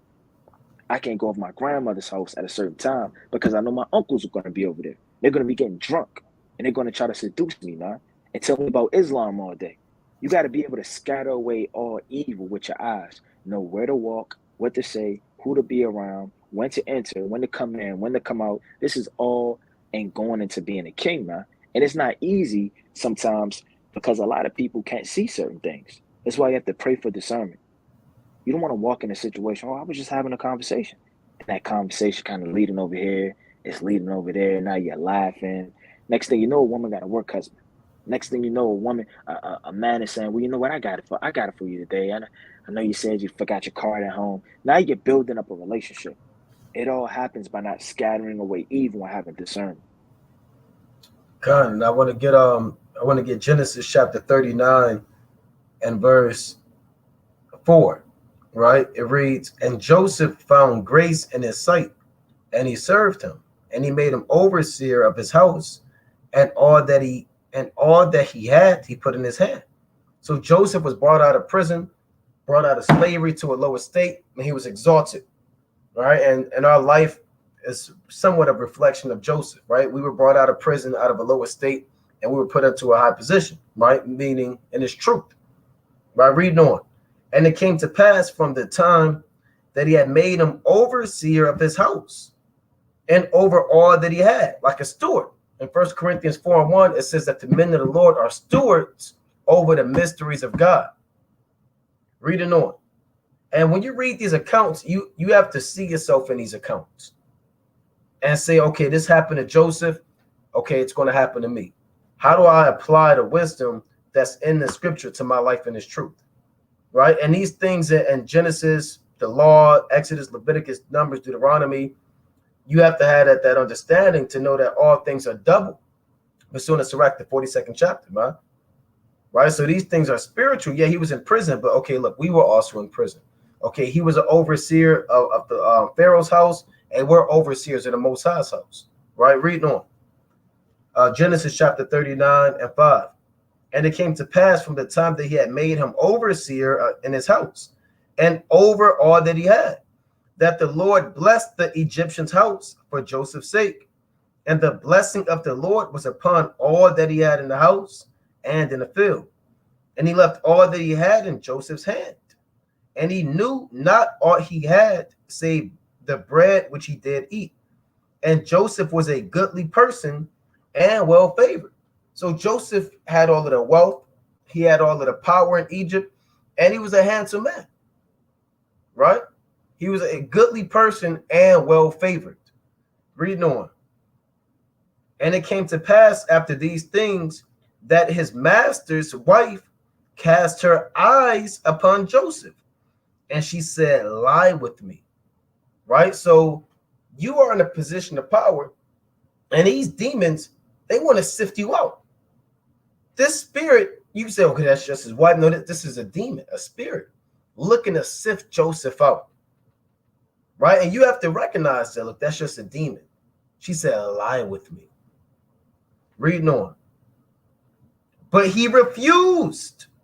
And a brother might be like, hey, look, man, I got the power. I can get away with it. It says Pharaoh don't even know what's going on. Pharaoh's in his own world and letting Joseph call the shots. If Joseph wanted to, which he wouldn't do because he's a man of the Lord, hey, these things could happen. It says he refused. Reading on. He didn't have to think about it either. A lot of brothers, you got to think about it. Should I do it? I don't know. You don't have to have that mentality, man. You shouldn't have that mentality. It reads, but he refused and said unto his master's wife, behold, my master wanteth not what is with me in the house, and he hath committed all that he hath into my hand. Imagine the Most High commits all that he has. The Most High gives you wisdom, gives you knowledge, understanding. He may have given you children, may have given you a wife, a house, a car. If you're a woman, the Most High may have given you a husband, opened up your womb, brought sisters around you, have given you all these things. And Joseph knew it. A lot of brothers don't really know it till it's too late, man. You have to think about that. Are you willing to lose all of this for one night of lust, one day of freaking off, all that the Most High gave you, all these goods, the breakdowns, the brotherhood, the faith that the Most High gave you, the damn sweetness of the scriptures, the joy of being an Israelite, knowing we have enemies? Are you just going to there's a price for everything. There's a price. If you want lust, you have to pay something to freak off, man. You have to give all that you have, man. Are you willing to get the crown off your head? Give your understanding of the Bible? You might as well just turn in your Bible to the so-called white man every time you lust and loot off, man. Are you willing to give this up? This is what Joseph waited on the balance like that. He said, hey, look, man, I'm not going to lose all this, man. It's like somebody, you got a damn new job, and people telling you, hey, look, man, come out back, man. Right? Look, we're gonna do this, man. We'll just clock in later. You're like, hell, I just got this job, man. I ain't trying to lose this. I got bills, I got rent, I got children, I got mouths to feed. Look, y'all got that. Right? And you have to have that mind. Look, I'm not losing this truth. Every time you freak off, lust after another woman, or if you're a sister, you lusting after a man, riches, fame, guess what? You are willing to lose it all. That's what you're saying. You're just willing to lose it and get a reprobate mind, man. You have to have the mind that Joseph had. What did Joseph say? Joseph said, Genesis 39:8, but he refused and said unto his master's wife, behold, my master wanteth not what is with me in the house, and he hath committed all that he hath into my hand. There is none greater in this house than I. Right? And there is nobody greater in the earth than an Israelite. Huh? There is nobody greater in this earth than us. We know the precept, Deuteronomy 7:6, 14:2, etc. It reads, neither hath he kept back anything from me. And the Most High gave you wisdom, precepts. They have given you brothers, like I said, garments, a camp. He may have given you elders. He may have given you leadership. He may have given you all these things. Right? Let me get Yardan in. Shalom, King. It reads, neither hath he kept back anything from me but thee, because thou art his wife. How then can I do this great wickedness and sin against God? He weighed in the balance. Why would I do that? How can I do this great wickedness and click that site and sin against God? And like we was going into earlier, when you commit adultery, or I was going into, yeah, you sin against that husband. And really you sin against the Most High. Right? You sin against the Lord too. It reads, how can I do this great wickedness and sin against God? And you have to be willing to weigh it in the balance.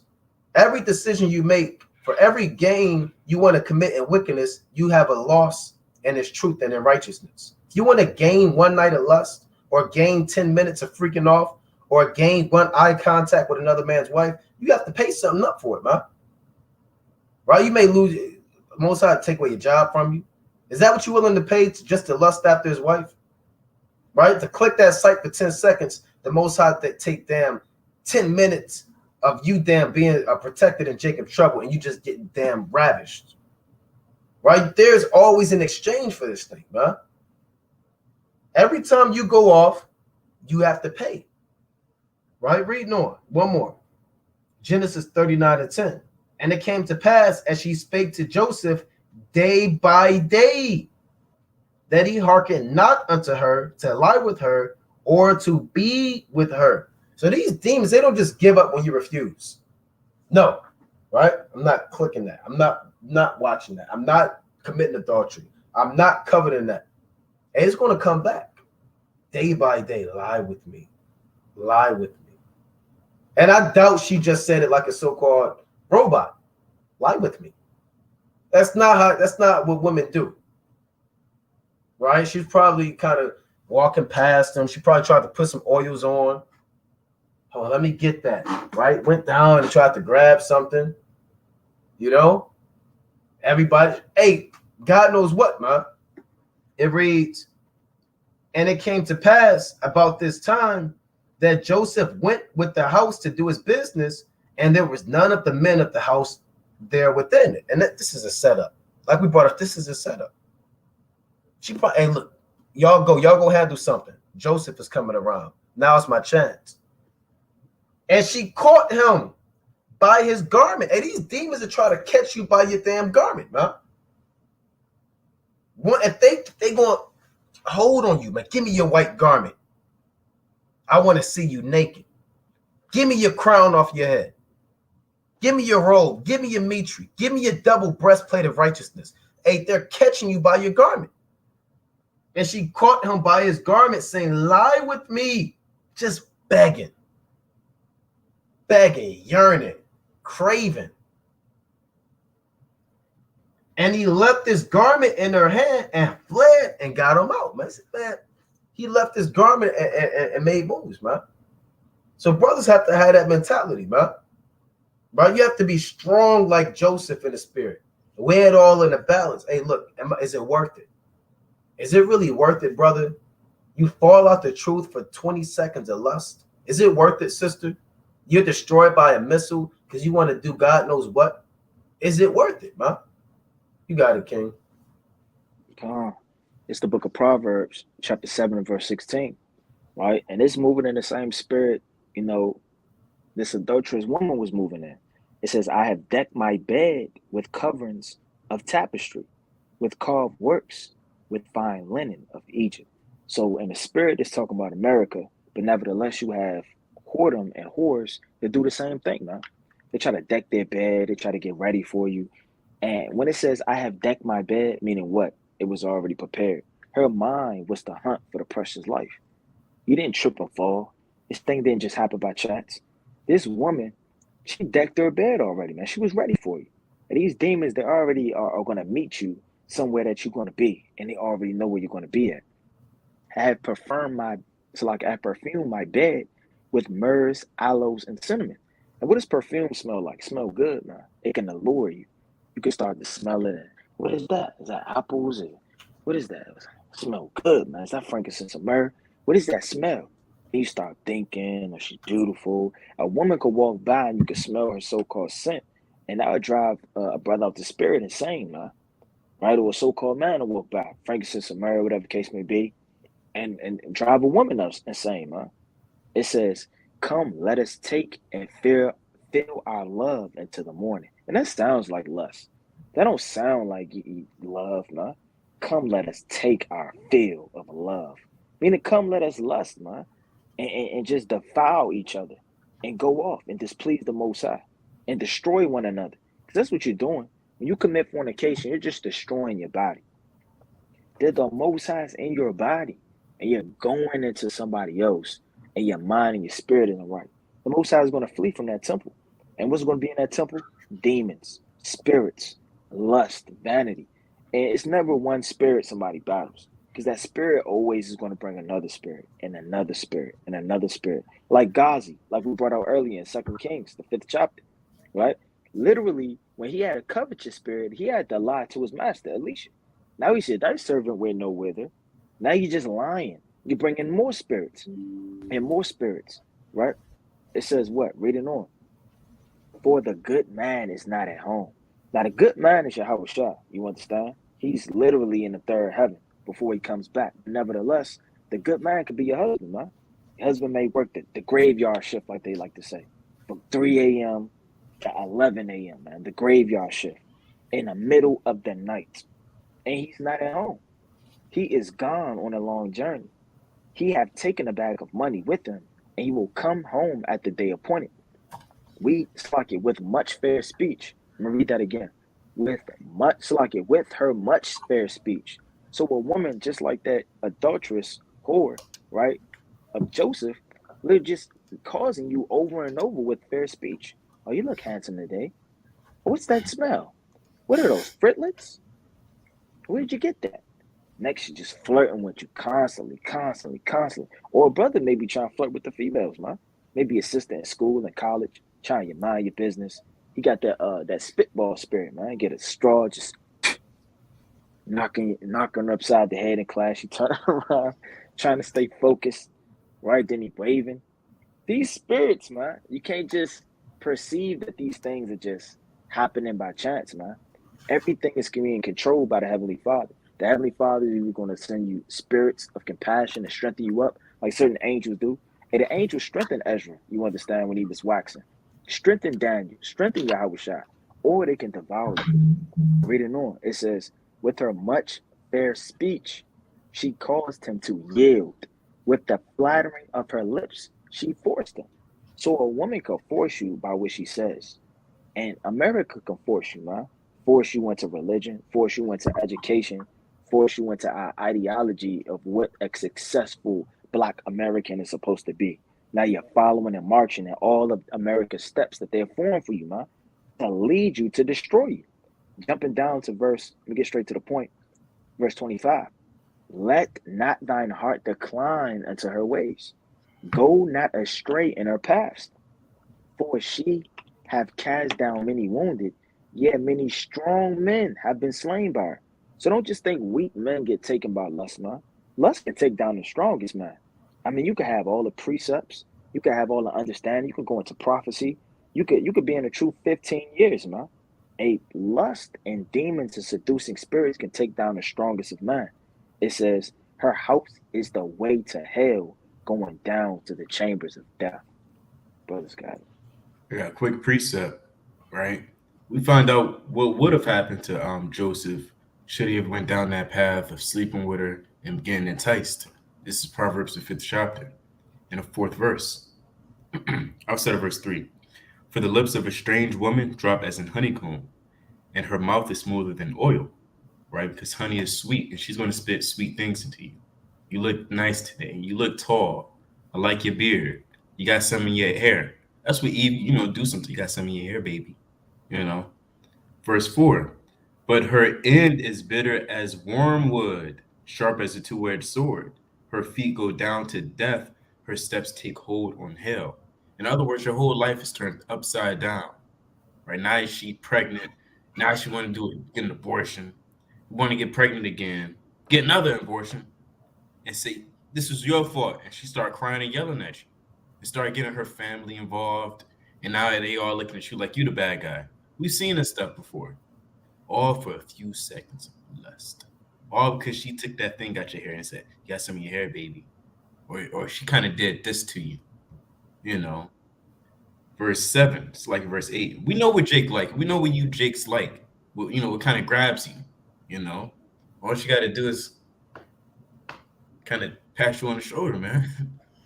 Verse 8, it reads, remove thyself, it's like it remove thy way far from her, and come not nigh to the door of her house. Right? That's literal too. You know, you're trying to fight the urges, talk to this whoever. Next thing you know, you're just before their house. And you knocking, you think you waiting for that woman, but it's sin. You knocking for sin. That's what you want. But, let me keep reading. Verse 9. Lest thou give thine honor unto others and thy years unto the cruel. So as we continue to read, we see what would happen to Joseph.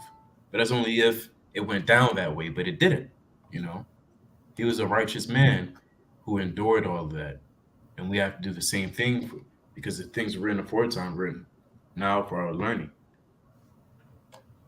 God. And I want to get this in Proverbs chapter 4 and 23. It reads, keep thy heart with all diligence, for out of it are the issues of life. Now, that word keep, I want to go into that word. The word keep means to safeguard, to protect, right? It means to watch over. So what the Most High is telling you, like I said, I want to get that. And I believe, let me see, Proverbs chapter 4, I want to pull this up, at 32 in the Hebrew. It's like at 4 and 23, rather. Right, that word keep, it means to guard, right? To watch over, to preserve, guard from dangers, right? Watchmen, right? That's a participle. Watchmen, to be kept close, to guard with fidelity, to keep guard from dangers. So when the Most High says in Proverbs chapter 4 and 23, keep thy heart with all diligence, meaning you have to make sure that you're ruling over your mind. You have to make sure you're fasting. You have to make sure fasting helps fight those spirits, man. You have to make sure you're not entertaining the wrong spirit. The Lord said, be not deceived, evil communications corrupt good manners. In 1 Corinthians chapter 15, 33 on down. You're wondering why you're dealing with lust, brother. You keep listening to damn lewd sex music, man, just straight up and down. You just keep listening to I'm not, whatever, man. And you're wondering why these spirits are hopping on you, brother, because you're not keeping your heart with all diligence. You're not knowing that even music, what you're watching, you're sitting there watching damn, I don't even know what's on TV, right? But you're watching some type of lewd show on TV, man. And you're wondering why you're battling lust, because you're not keeping your heart with diligence. You think your mind it can just take on anything, man. Like the brother said, you got to watch over your vessel, and you want to protect your mind. You want to make sure. It's like people on damn social media. You just follow anybody. Blitz, damn skin, damn this, and they just follow everybody. Wonder why you lusting, and every time you scroll, you keep seeing lewdness and perversion, because you have decided, brother, to follow those different accounts, man. Or sister. I watched this hashtag that, TikTok this. You're on TikTok looking at God. Maybe you don't need TikTok. Maybe you should delete your Instagram. Maybe that's not for you. The Lord said it's right. Let me get this real quick. In 37 to 27, right, it reads, my son, prove thy soul and thy life, and see what is evil for it, and give not that unto it. For all things are not profitable for all men, neither hath every soul pleasure in everything. So everything's not for everybody, right? Maybe you can't handle Instagram, brother. Maybe you have to accept the fact that every time you get on IG, you just go off. Hey, sister, maybe you should accept the fact that you can't hang around Keisha. No, she's not going to come into the truth. Keisha, Dejanique, Tammy, Tamika, right? Chantress, they're not coming into the truth, man. Maybe those are sisters that you shouldn't be around. You have to keep your mind with diligence and say, okay, every step that I take, every path that or this one path I'm walking in, Am I allowing these things to come into my mind? Do I spend too much time on TV? Too much time in the folly? Too much time into lewdness? Right? Too much time on social media? Let me read on real quick. Too much time with my coworkers, man. And now you picking up your coworkers' lingo, right? And some of their habits. Well, brother, you got to keep your mind. You're staying late, getting happy hour with them. Let me read on. This is one of my favorite precepts, man, in Proverbs 4:23. Keep thy heart with all diligence, for out of it are the issues of life. Yeah, you don't have a well of living water and don't have a stone. Jacob removed the stone off the well. They keep that water with diligence. They don't want any dead things to contaminate it. They don't want any damn feces from a bird to land on it. Any damn raw material to land in it. They have stones over wells because that's where life comes from. They need water to survive. Out of your mind is knowledge, how to pray, the name of the Most High, understanding. And if you don't keep your mind, those things are going to get spoiled, man. And how are you going to be able to call upon the Most High or help your brother out or get counsel? We didn't safeguard the most important thing in this thing, man. Verse 24, put away from thee a forward mouth and perverse lips, put far from thee. Let thine eyes look right on. And a lot of brothers, you have perverse lips. You're joining those conversations at work with Jake talking about damn lewdness, man. We know those conversations that Jake be having at work, man. The filthy conversation. I remember one brother was saying that one guy was telling him that he was dealing with his uncle's woman, man. Who was that? His nephew was dealing with his uncle's woman, you know, and they were just boasting and bragging on it, and people feeding into it, man. Right, reading on. Let thine eyes look right on, and let thine eyelids look straight before thee. So you have to stay focused. When the Lord said, let thine eyelids look straight before, on the right hand is sin, evil, lust, vanity. On the left hand is sin, lust, evil, vanity. Stay in your Bible, stay in your reading. You watch the videos. Hey, I don't watch TV. I know these brothers don't watch TV. Man. We're not sitting around channel surfing, right? And just damn doing whatever, man. Right? We're out the loop. We don't know what new movies are coming out. We don't know what's on channel 10, right? Or channel 30, right? Or whatever, man. You know, we don't have a cable box. You know, we might watch a documentary about like the Roman Empire or going into things like that or whatever. But we have to keep our mind protected in this thing, man. Because Esau's working hard as you know what to put spirits on you. And you give Esau one damn, it's like you go to sleep. One more point, you go to sleep. You're supposed to lock your door, but you kind of crack it. You just leave it cracked a little bit. That's the same thing as leaving it wide open. You leave it cracked a little bit, somebody's going to see it cracked open, man. And they're going to damn kick that door down, and they're going to destroy and spoil your house, man. So make sure you lock the door at night, man. Jake, you keep your house with diligence. You don't just leave the door open. You lock the door. You put the chain on there if you got it. You may have an alarm. You put the 1, 2, 3, 4 alarm. You make sure the back door is locked. You make, if you have a basement, you lock the basement door, and you make sure and you keep your house with diligence. Make sure your mind is the same way, man. You seal up things coming through your ears. You put a safeguard on your mouth. You keep a safeguard in your hands, and you rule over your body. It reads, ponder the path of thy feet, and let all thy ways be established. Turn not to the right hand, nor to the left. Remove thy foot from evil. Right? So, brothers, keep your mind with diligence, man. What are you bringing into your mind? This is your belly. The Lord said, the belly devoureth all meats, yet is one meat better than another. In Sirach, the 36th chapter, man. You don't want to have a belly that devours all meats. You know? Brothers got it. Yeah, you'll get sick, you know, and then you'll get a whole lot of diseases. This is Sirach chapter 30, verse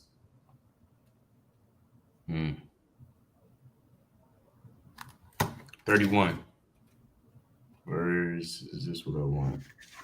You got it. It's slipped my mind. Let me pull this quick precept. Right, this is the book of Exodus.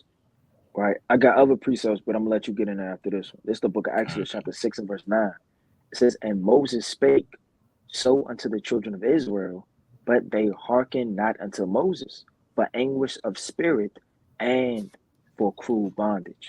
So the children of Israel, it said they didn't hearken unto Moses because of anguish of spirit and cruel bondage. When we go into that word anguish of spirit, that means they was lacking patience. And they lacked that longevity to be in that lower state, man. So when it says, "And Moses spake unto the children of Israel, but they hearkened not unto Moses for anguish of spirit and for cruel bondage." You may be in cruel bondage, getting attacked by spirits, demons. You may have an anguish of spirit by troubling you over and over. Hey, but you can't be impatient, man. A lot of people, they'll get met with a spirit, or they'll be anguished, they be in bondage, and they trying to fight out of it, but they're tired of fighting. They just give in. I'm tired. I'm fighting every day. I just got to do it, man. What else somebody do? What else somebody? Well, brother, go harder, fast. You understand? Call somebody. Do whatever you can do to remain strong in this truth, man.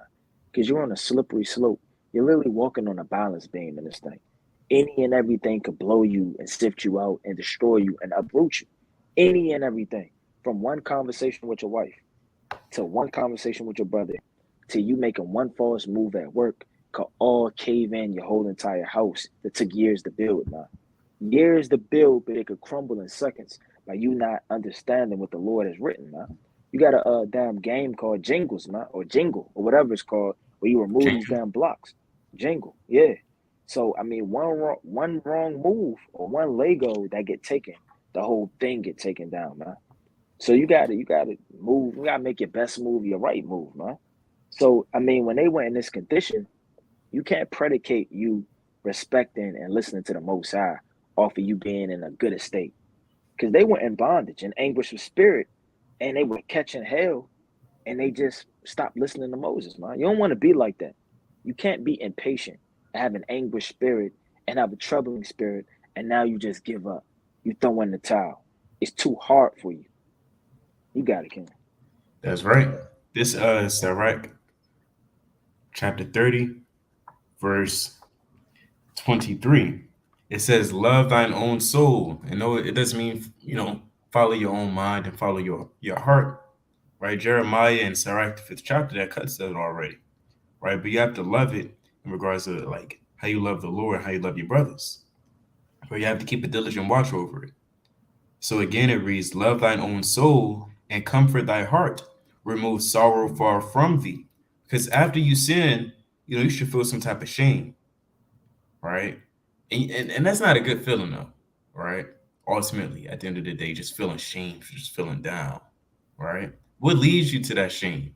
Sin, right? Those things that's afflicting you, those spirits, right? And you know what's afflicting you. You know what's making you fall. You have to remove that far, far away from you. "For sorrow hath killed many, and there is no profit therein." But I'll get this other one. This is 2 Kings 17 and 8. "And walked in the statutes of the heathen, whom the Lord cast out before the children of Israel, and of the kings of Israel which they had made. And the children of Israel did secretly those things that were not right against the Lord their God. And they built them high places in all their cities, from the tower of the watchman to the fenced city." Right? And that's pride. They thought that you think you're doing something in secret, but it's really loud in the eyes of the Lord. Right? It's really seen. That was Israel. They thought they was doing something in secret. It got manifest. They got exposed. You can't hide anything from the Lord.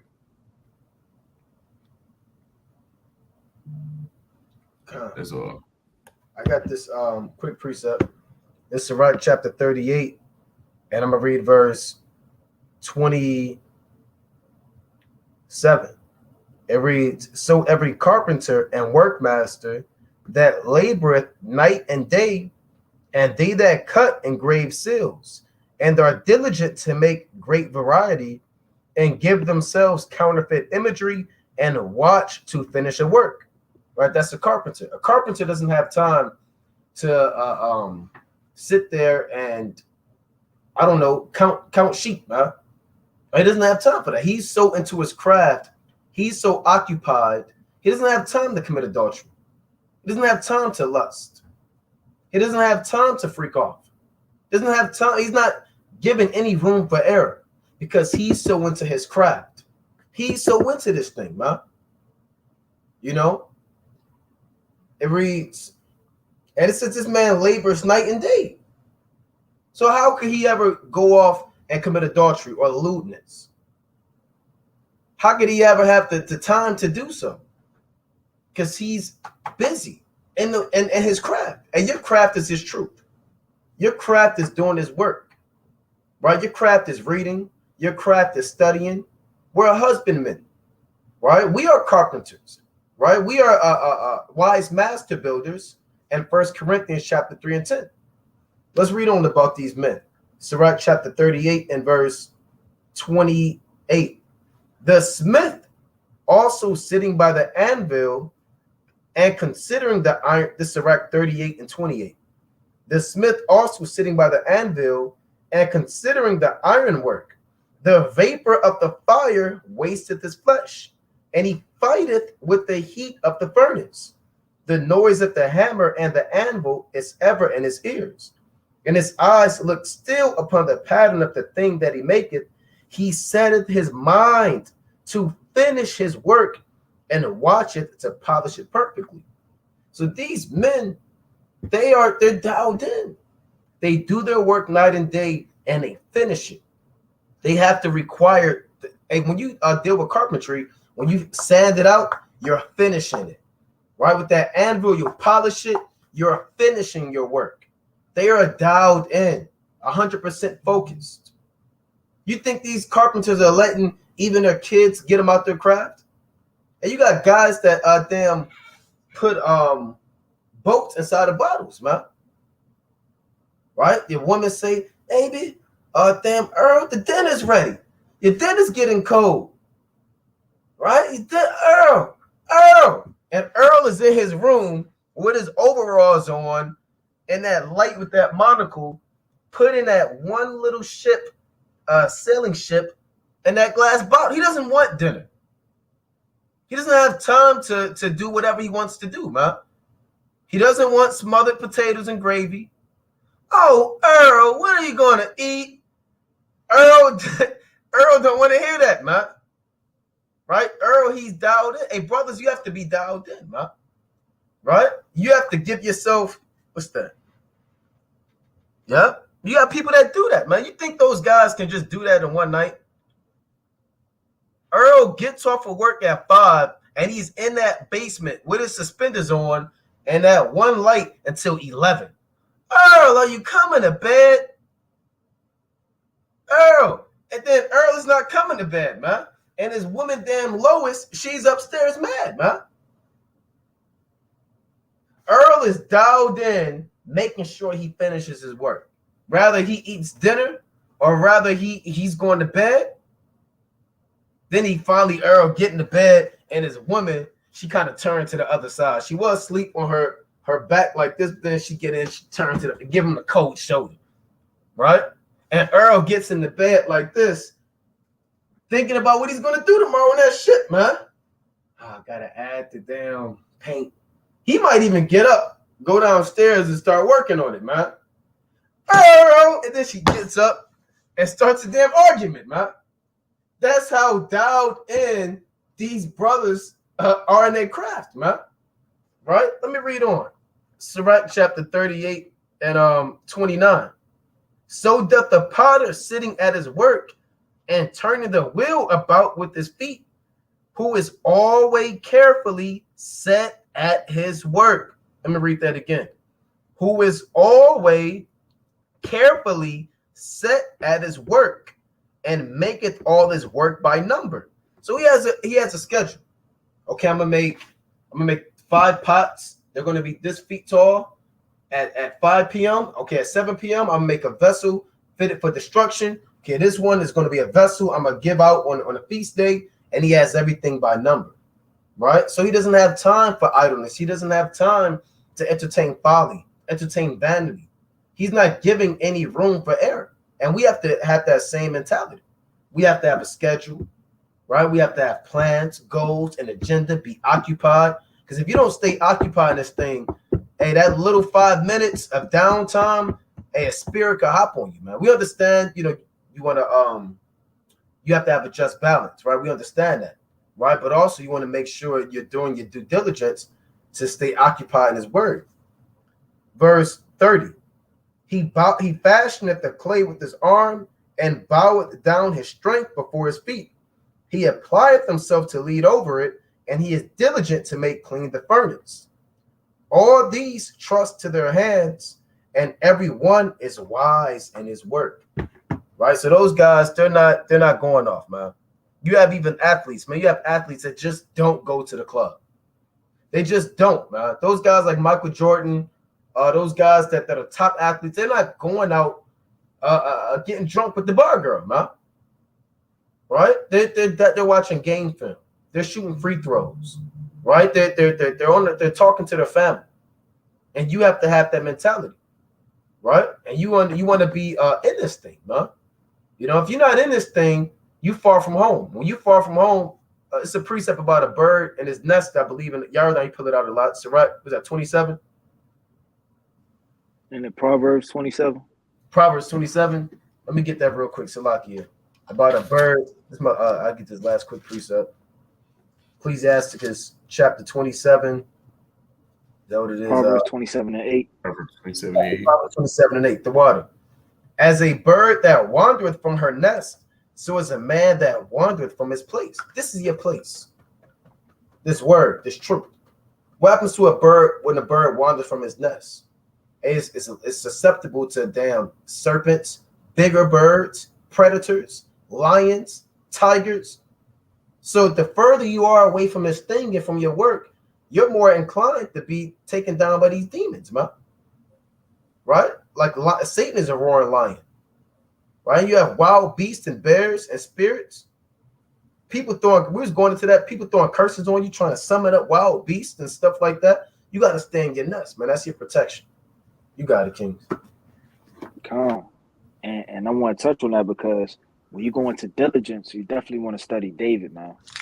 Right? David was over, the musicians in the temple. He was over the porters in the temple.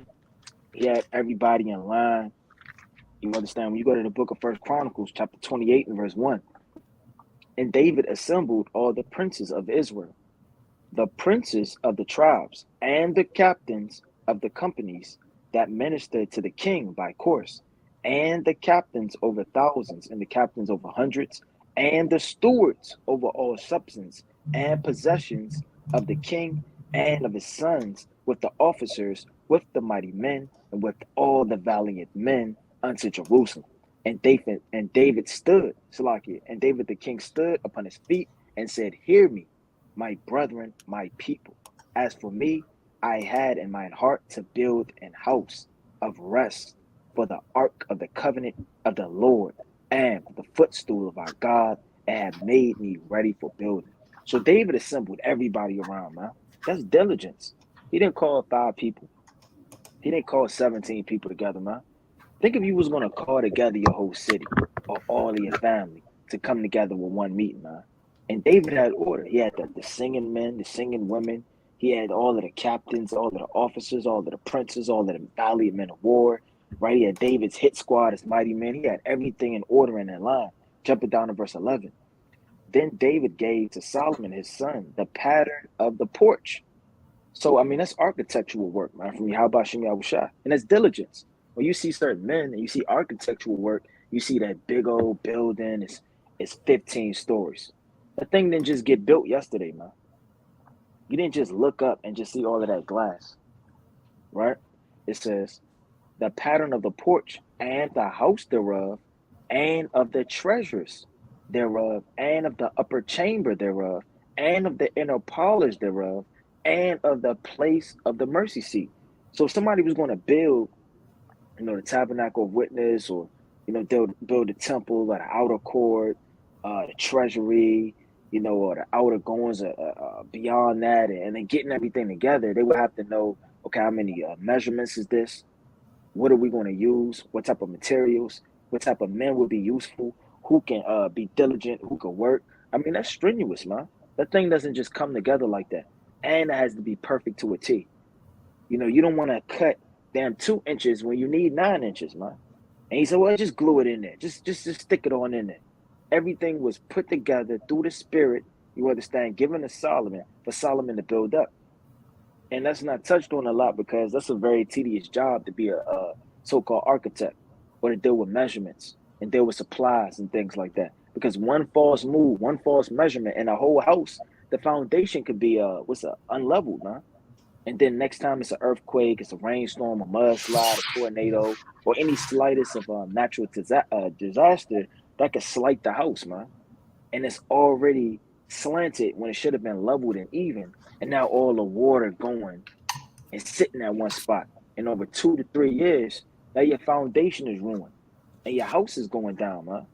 So this is a very tedious job. So you talk about diligence and getting this thing done. You have to look at the men before us. You understand how diligent they were. And they weren't just diligent on building the temple. They were diligent in protecting their spirits also. What's going on? Okay. God, that's please about you. God. This is First Ezra, chapter 9, verse 1. Then Ezra, rising from the court of the temple, went to the chamber of Jonan. So like, yeah, you can see. Yeah, this is it. Verse 2, and remained, it's like it remained there, and did eat no meat nor drink water, mourning for the great iniquities of the multitude. And there was a proclamation in all Jews and Jerusalem to all them that were of captivity, that they should be gathered together at Jerusalem, and that whosoever met not there within 2 to 3 days, according as the elders that bear rule appointed, their cattle should be seized. So our forefathers were serious, right? They took this truth, they took the temple, they took everything serious. So much so, and they say, if you don't come to this great assembly, a certain cattle of yours will be seized to use of the temple, and himself cast out from them that were of the captivity. And in 3 days were gathered they of the tribe of Judah and Benjamin, gathered together at Jerusalem the 20th day of the 9th month. And all the multitude sat trembling in the broad court of the temple because of the present foul weather. Right? This just further proves that they didn't care what time of day it was. They didn't care what you had to do. It is what it was. Right? Now, they couldn't say, well, that's not in the law that I have to do this, Ezra. There's an order to things. Right? There always is. So Ezra arose up and said unto them, Ye have transgressed the law in marrying strange wives, thereby to increase the sins of Israel. And now by confessing give glory unto the Lord God of our fathers, and do his will, and separate yourselves from among the heathen of the land, from the strange woman. He commanded them to do that. Right? So, I bring this out just to show that Israel was serious about the work of the Lord, and Israel keeping the commandments. You tell an Israelite, you tell a brother, hey, brother, you got to stop doing that. You're going off. These elders are off. No brothers trying to tell me what to do, etc. And you wouldn't last a day in ancient Jerusalem. You will always complain, and you will always say, "Somebody, you can't tell me that. Why are you over me? I'm my own man. I feel like I should do this." Israel is the best at complaining, right? But never want to do the work. So, Khan, you got to be like Ezra and be firmly rooted in doing the work, have that strong foundation, and move in sincerity, and get things done no matter what. He didn't care if the people hated him. They didn't care if they murmured or whatever, or ran off. He said, "Hey, if you're not here within 2 to 3 days, you're done.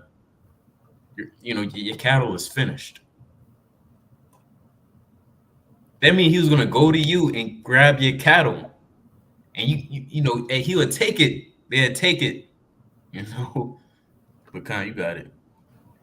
God, and I want to get this too, man. As we begin to wind down, you know, a lot of brothers don't get a defeated mentality either. Never accept defeat from these demons, man. Right? Do not accept any form of defeat from these spiritual demons that are sent against you, man. Have a strong mind in this thing, man. And if you have been dealing with lust and it's been beating you down and destroying you, whether it's pornography, masturbation, adultery, fornication, evil concupiscence, lasciviousness, whether it's covetousness or material goods, whether it's cars, wealth, a job, money, whatever the case may be, and you've been falling short and you have a clean slate, man. Repent, acknowledge your sin to the Most High, and from this day forward, strive for the mastery, man. Right? And be perfect, man, with the Most High God. And cut off those different things that are leading you to transgression.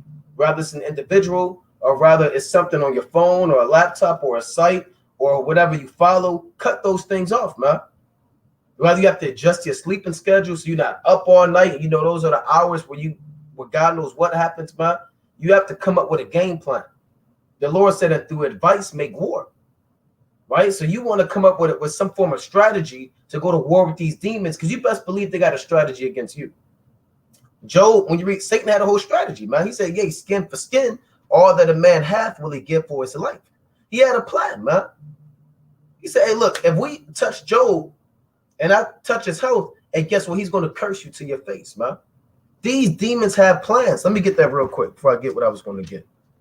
Right? So you can't just think that this isn't warfare, man. Right? And fasting, putting on the armor of the Most High, counsel, these things help. Job chapter 2 and verse 3. It reads, and the Lord said unto Satan, hast thou considered my servant Job? And that may be a conversation, man. Right? Hast thou considered my servant, looking at the brothers at Quan, Amawan, have you considered my servant Malak, Gedaliah? Have you considered my servant Barzillai Judah, Nahum Yasha'Allah? Right? Apply this to you, man. Up there, the Most High could be talking to Satan, as thou consider my servant Naquan, my servant so-and-so. These things can happen, man. They do happen. It reads that there is none like him in all the earth, a perfect and an upright man, one that feareth God and escheweth evil. And the Most High could be boasting about you in the third heaven, man. Imagine you let the Most High down. Right? And he's boasting about you in the third heaven. Yeah, that's one that he elect. He doesn't even know it, man. That's my son. Right? He's my servant. I'm going to choose him, and he's diligent, man. Right? There's nothing that can hit him. And then here you are, and the Most High was like, oh, he clicked on it. Oh, he watched it. Oh, he lusted. Oh, she did this. And you know what? No man wants to let their father down. You know, you let your father down, he just got his head down.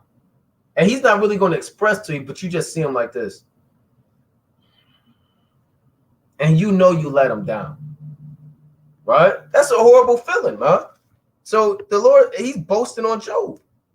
It reads, Slakia, that there is none like him in the earth, a perfect and an upright man, one that feareth the Most High and escheweth evil, and still he holdeth fast his integrity, although thou movest me against him to destroy him without cause. And that's what's going on in the spirit world, man. Satan to bring up these charges on you. The Most High, he'll send demons on you, right? And this is a test, man, to see if you're going to serve the Most High or not. And here's the point I want, Job 2 and 4. And Satan answered the Lord and said, skin for skin. Yea, all that a man hath will he give for his life. So Satan says, look, yeah, we took away his wealth and his family and his possessions, but I got a better plan. Here's my strategy. Skin for skin, which is an ancient proverb that says what? He explained it, all that a man hath will he give for his life, man. They say eye for eye, tooth for tooth, skin for skin is look, life for life, man. Right? It reads, but put forth thine hand now and touch his bone and his flesh, and he will curse thee to thy face. Hey, that's the test, man. Yeah, this brother, you boasting about this brother right here? Why don't put up a website, man, at 2 in the morning, and he's going to click on it. Right? Send a woman his way. That's the woman of his so-called physical carnal dreams. Right? That's married to another man. He's gonna approach her and stay on her profile and stalk her, even though she's married, and lust. Right? Do that. Then he might tempt a woman. Yeah, you're married, but put this man in front of her. He's a little bit taller, a little bit stronger, and look, she's gonna lust after it. She's gonna talk back. She's gonna do this. They're gonna go off, and you have to think about that, man. You don't want to let Yahweh Shem Yahushua down. You can let man down.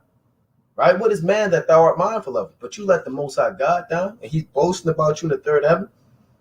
Shame on you, man. Right? But brothers got it. You on mute, Yardan. I was gonna say you had one to ride. Oh, I was gonna ask anybody bring out 2 Samuel 13. Oh. All right, I gotta bring this one out before we close out. The 2 Samuel chapter 13, verse 1. And it came to pass after this that Absalom, the son of David, had a fair sister, whose name was Tamar, and Amnon, the son of David, loved her. All right, that's his sister. And Ammon was so vexed that he fell sick for his sister, Tamar. So a demon jumped on him. A demon just jumped right on him to fall sick, and he fell in love with his sister. He didn't just like her. He didn't just had a little crush. It says he fell sick for his sister Tamar, for she was a fair virgin, and Amnon thought it hard for him to do anything to her. Right? He find these thoughts like, I can't do nothing. Just finding thoughts, and that's Israel. You fighting these thoughts every day, you know. Verse 3. But Amnon had a friend whose name was Jonadab, the son of Shemiah, David's brother. And Jonadab was a very subtle man. So, he's sneaky on the left-hand side. And we know that as we continue to read. Verse 4 says this, and he said unto him, Why art thou being the king's son, lean from day to day? Why are you why you vexed? What's going on with you? Wilt thou not tell me? And Amnon said unto him, I love Tamar. That's off. He said, can you imagine my brother just, I love my sister. You're going to be kind of vexed yourself. So he said, I love my sister. I love my sister, my brother, Absalom's sister. And Jonadab said unto him, lay thee down. Instead of saying, instead of rebuking him, instead of, pulling out some precepts, instead of going to the law, he said this, right? And the spirit jumped on him too. Because Satan will use your friends as well, to make you fall short. Oh, this is terrible. He said in verse 5, and Jonadab said unto him, lay down on thy bed and make thyself sick. And when thy father cometh to see thee, say unto him, I pray thee, let my sister Tamar come and give me meat, and dress the meat in my sight, that I may see it and eat it at her hand. Right? So he did it. So Amnon lay down and made himself sick. He didn't say, you going off, you should get on me. Where's the wise counsel? Hold up, I'm going off, let me fast. He fell into it. He fell into the trap. And when the king was come to see him, Amnon said unto the king, I pray thee, let Tamar my sister come and make me a couple of cakes in my sight, that I may eat at her hand. So he's thinking about all the ways that he can kind of get with her. Right? So sometimes a lot of times you think about, I can do this before sundown. Maybe, all right, I know I didn't delete the app. Let me just, you're making excuses. You're carrying out your plan. And that's what he's doing. Verse 6. It's like verse 7. Then David sent home to Tamar, saying, Go now to thy brother Amnon's house and dress him meat. So Tamar went to her brother Amnon's house, and he was laid down. And she took flour and kneaded it, and made cakes in his sight, and did bake the cakes. And she took a pan and poured them out before him. But he refused to eat. He said, I don't want that. Get that out of my face, And Amnon said, Have out all men before me. And they went out every man from him. And Amnon said unto Tamar, Bring the meat into the chamber, that I may eat of thine hand. And Tamar took the cakes which she made him, just like which she had made, and brought them into the chamber to Amnon her brother. And when she had brought them unto him to eat, he took hold of her, grabbed her up, all right, and said unto her, Come lie with me, my sister. And she answered him, Nay, my brother, do not force me, for no such thing ought to be done in Israel. Do not thou this folly. And I, whether shall I cause my shame to go? And as for thee, thou shalt be as one of the fools in Israel. Now therefore, I pray thee, speak unto the king, for he will not withhold me from thee. Howbeit, he will not hearken unto her voice. So this is terrible. It's frustrating. But being stronger than she, forced her and lay with her. Then Amnon hated her exceedingly. And that's a lot of you Israelites. You fall into your lust, your nastiness, your superfluity of naughtiness, and you're just mad. You filled with regret. So that's what Amnon was going through. Wherefore he hated her was greater than the love wherewith he had loved her. And Amnon said unto her, Arise and be gone. Get out of my face. And that's Jake after you go off. You just feel ashamed. You get upset at yourself, get mad at everybody. And that's the spirit. And she said unto him, There is no cause. This evil is sending me away is greater than the other that thou didst unto me. But he would not hearken unto her. The brothers have anything? I got one more quick precept, right? St. Mark 9. Yeah, that lust is blinding, man. Right? That lust could blind you. Real quick classic, right? St. Mark 9:29. And he said unto them, This kind can come forth by nothing but by prayer and fasting. Just want to get that precept out. So brothers that are dealing with lust, pray to the Most High that he removes that spirit from you. That urge to whatever you're dealing with in terms of lust, rather something on the internet, rather something, with a woman, or rather you're a woman is something with a man, or a woman, whatever it is, man, money, whatever it is. Pray to Yahweh Ba'Shem Yahushai, man. The Lord said in Tobit 12:8, prayer is good with fasting. Who put those spirits on you? The Most High, man. So who's going to have the ability to relinquish those from you? The Most High. So you have to call upon Yahweh Ba'Shem Yahushai and pray that he removes those spirits from you. You understand, and show you how to overcome, and combine that with fasting. You combine that with fasting, and those lusts that you had at time past, you begin to knock those down little by little, right? I know brothers that used to smoke weed, they don't lust after weed anymore. It's like they're beyond that anymore. They're beyond that now, right? They don't lust after trying to work on the Sabbath. They're beyond that because the Most High is working on them and taking and breaking those lust demons down little by little, and then their faith increases at the same time. So now they're more inclined to separate from lust because they see the kingdom of heaven is at hand. Right? But brothers got it. Khan, I'm about to bring out this closing precept. Khan. It's the book of Revelation, right? Chapter 3 and verse 2. It says, Be watchful and strengthen the things which remain that are ready to die, for I have not found thy works perfect before God. So everybody in this live, got to examine yourself, man. And whatever it is that you're dealing with and going through, whether it's contention, strife, you understand, being slothful, hating your brother, having an evil eye, your marriage, right? Whatever, your charity, man. If you're not giving charity like you need to, you need to tap in on that, man, because that's not something you want to take lightly. It's not a commandment that's It's not a third string basketball player. You just put in from time to time, man. Somebody's injured, right? Because you're tired of reading and praying. Let me exercise arms now. No, that thing got to be in rotation. Just like you read, just like you pray, just like you fast.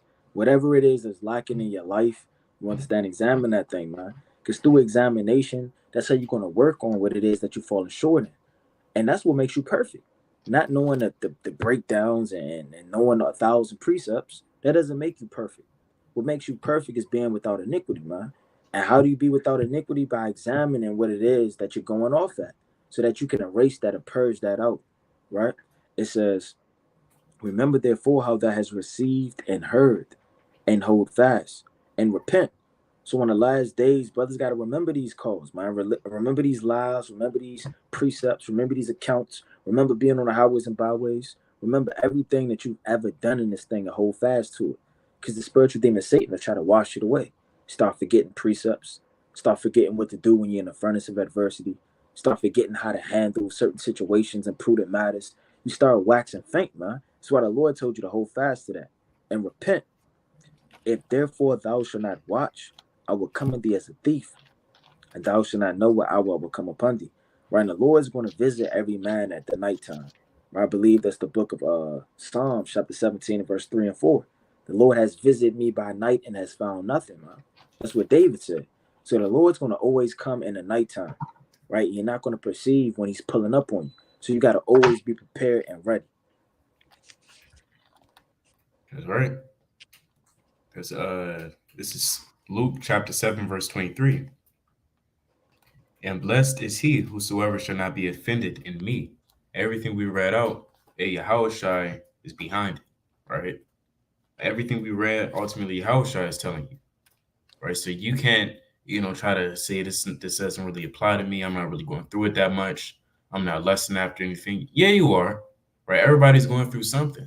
You have to acknowledge it, right? You can't be offended by it as well. You don't want to water down what you're going through. You have to own up to it. This is Psalms chapter 32, verse 1. Blessed is he whose transgression is forgiven, whose sin is covered. Blessed is the man unto whom the Lord imputeth not iniquity, and in whose spirit there is no guile. Right? So you don't want to sit there and say, well, I'm not really going through lust. It's not that bad. You just kind of, it's like you just warn, like it says, what's that, Sirach 19:2 real quick. He that contemneth shall fall little by little, It was just one time, just one little slip up. Hey, if a mouse is in your house and you get it out, you don't just say that's it. You should want to, go take the necessary steps to make sure no mouses, remain in your house. After you see one mouse and it kind of flee, whatever, you gotta get mouse traps. You gotta go on YouTube how to get rid of mouse. You might have to call an exterminator. You may have to get counsel, whatever. So I'll close up this last one. So like 19:2, it's like 19:1. A laboring man that is given to drunkenness shall not be rich, and he that contemneth small things shall fall little by little. So you fell away little by little, all because you don't want to acknowledge the words of the Lord, right? And that makes you offended in the Lord. So now you're not going to be blessed. But with that, I yield. God, right? This is Revelation chapter 22 and 12. And behold, I come quickly, and my reward is with me to give every man according as his work shall be. So brothers have to examine themselves and see what your works are in this thing, man. Are you working the works of wickedness in the left-hand side, or are you working the works of righteousness, man? Are you working the works of lust? Right after this call, what are you going to do, man? Are you going to start doing God knows what in the flesh? Do you already have a plan? Okay, I'm going to watch the Monday Night Fire, then I'm going to freak off, then I'm going to repent, and then I'm going to take a shower, then I got to go to work in the morning. Right? What are you going to do, man? Are you going to pray that the Most High removes lust from you? Are you going to declare a fast this week? Right? Are you going to get counsel? Are you going to check on your brother? What are you going to do, man? And that's part of your work too. Work isn't just going out there shaking a hand against the nations and rebuking Israel, man. The work is manifold. You understand? There's a lot of work that goes on behind the scenes, man. So brothers have to examine yourself, and sisters examine yourself. Are you putting in work, man? Because the Lord's going to give you according to your works. Are you a sister that just sleeps in and lays in the bed all day? right? Do you make garments? Do you cook? Do you sew? Do you give alms? Do you check on sisters? Do you magnify your office? Right? So we have to ask ourselves, how are our works and what more can we do to magnify the name of Yahweh B'Shem Yahushua, man? Right? But with that, we're going to close up, giving, of course, all honor and all glory to Yahweh. B'Shem Mashiach Malak Yahushua. We'll take questions like we always do every week. We'll open up the call for questions. That number should be on the screen to call in. It's 213-603-9096. Salakia. 213-603-9096. And that PIN number is 94809-305. Right? So we'll take questions for about an hour, most I willing, if there are any. Right? But if not, again, giving our honor and glory to Yahweh Shem Shai, Brother Naquam. Shalom, brother. Right. Brother Yardan.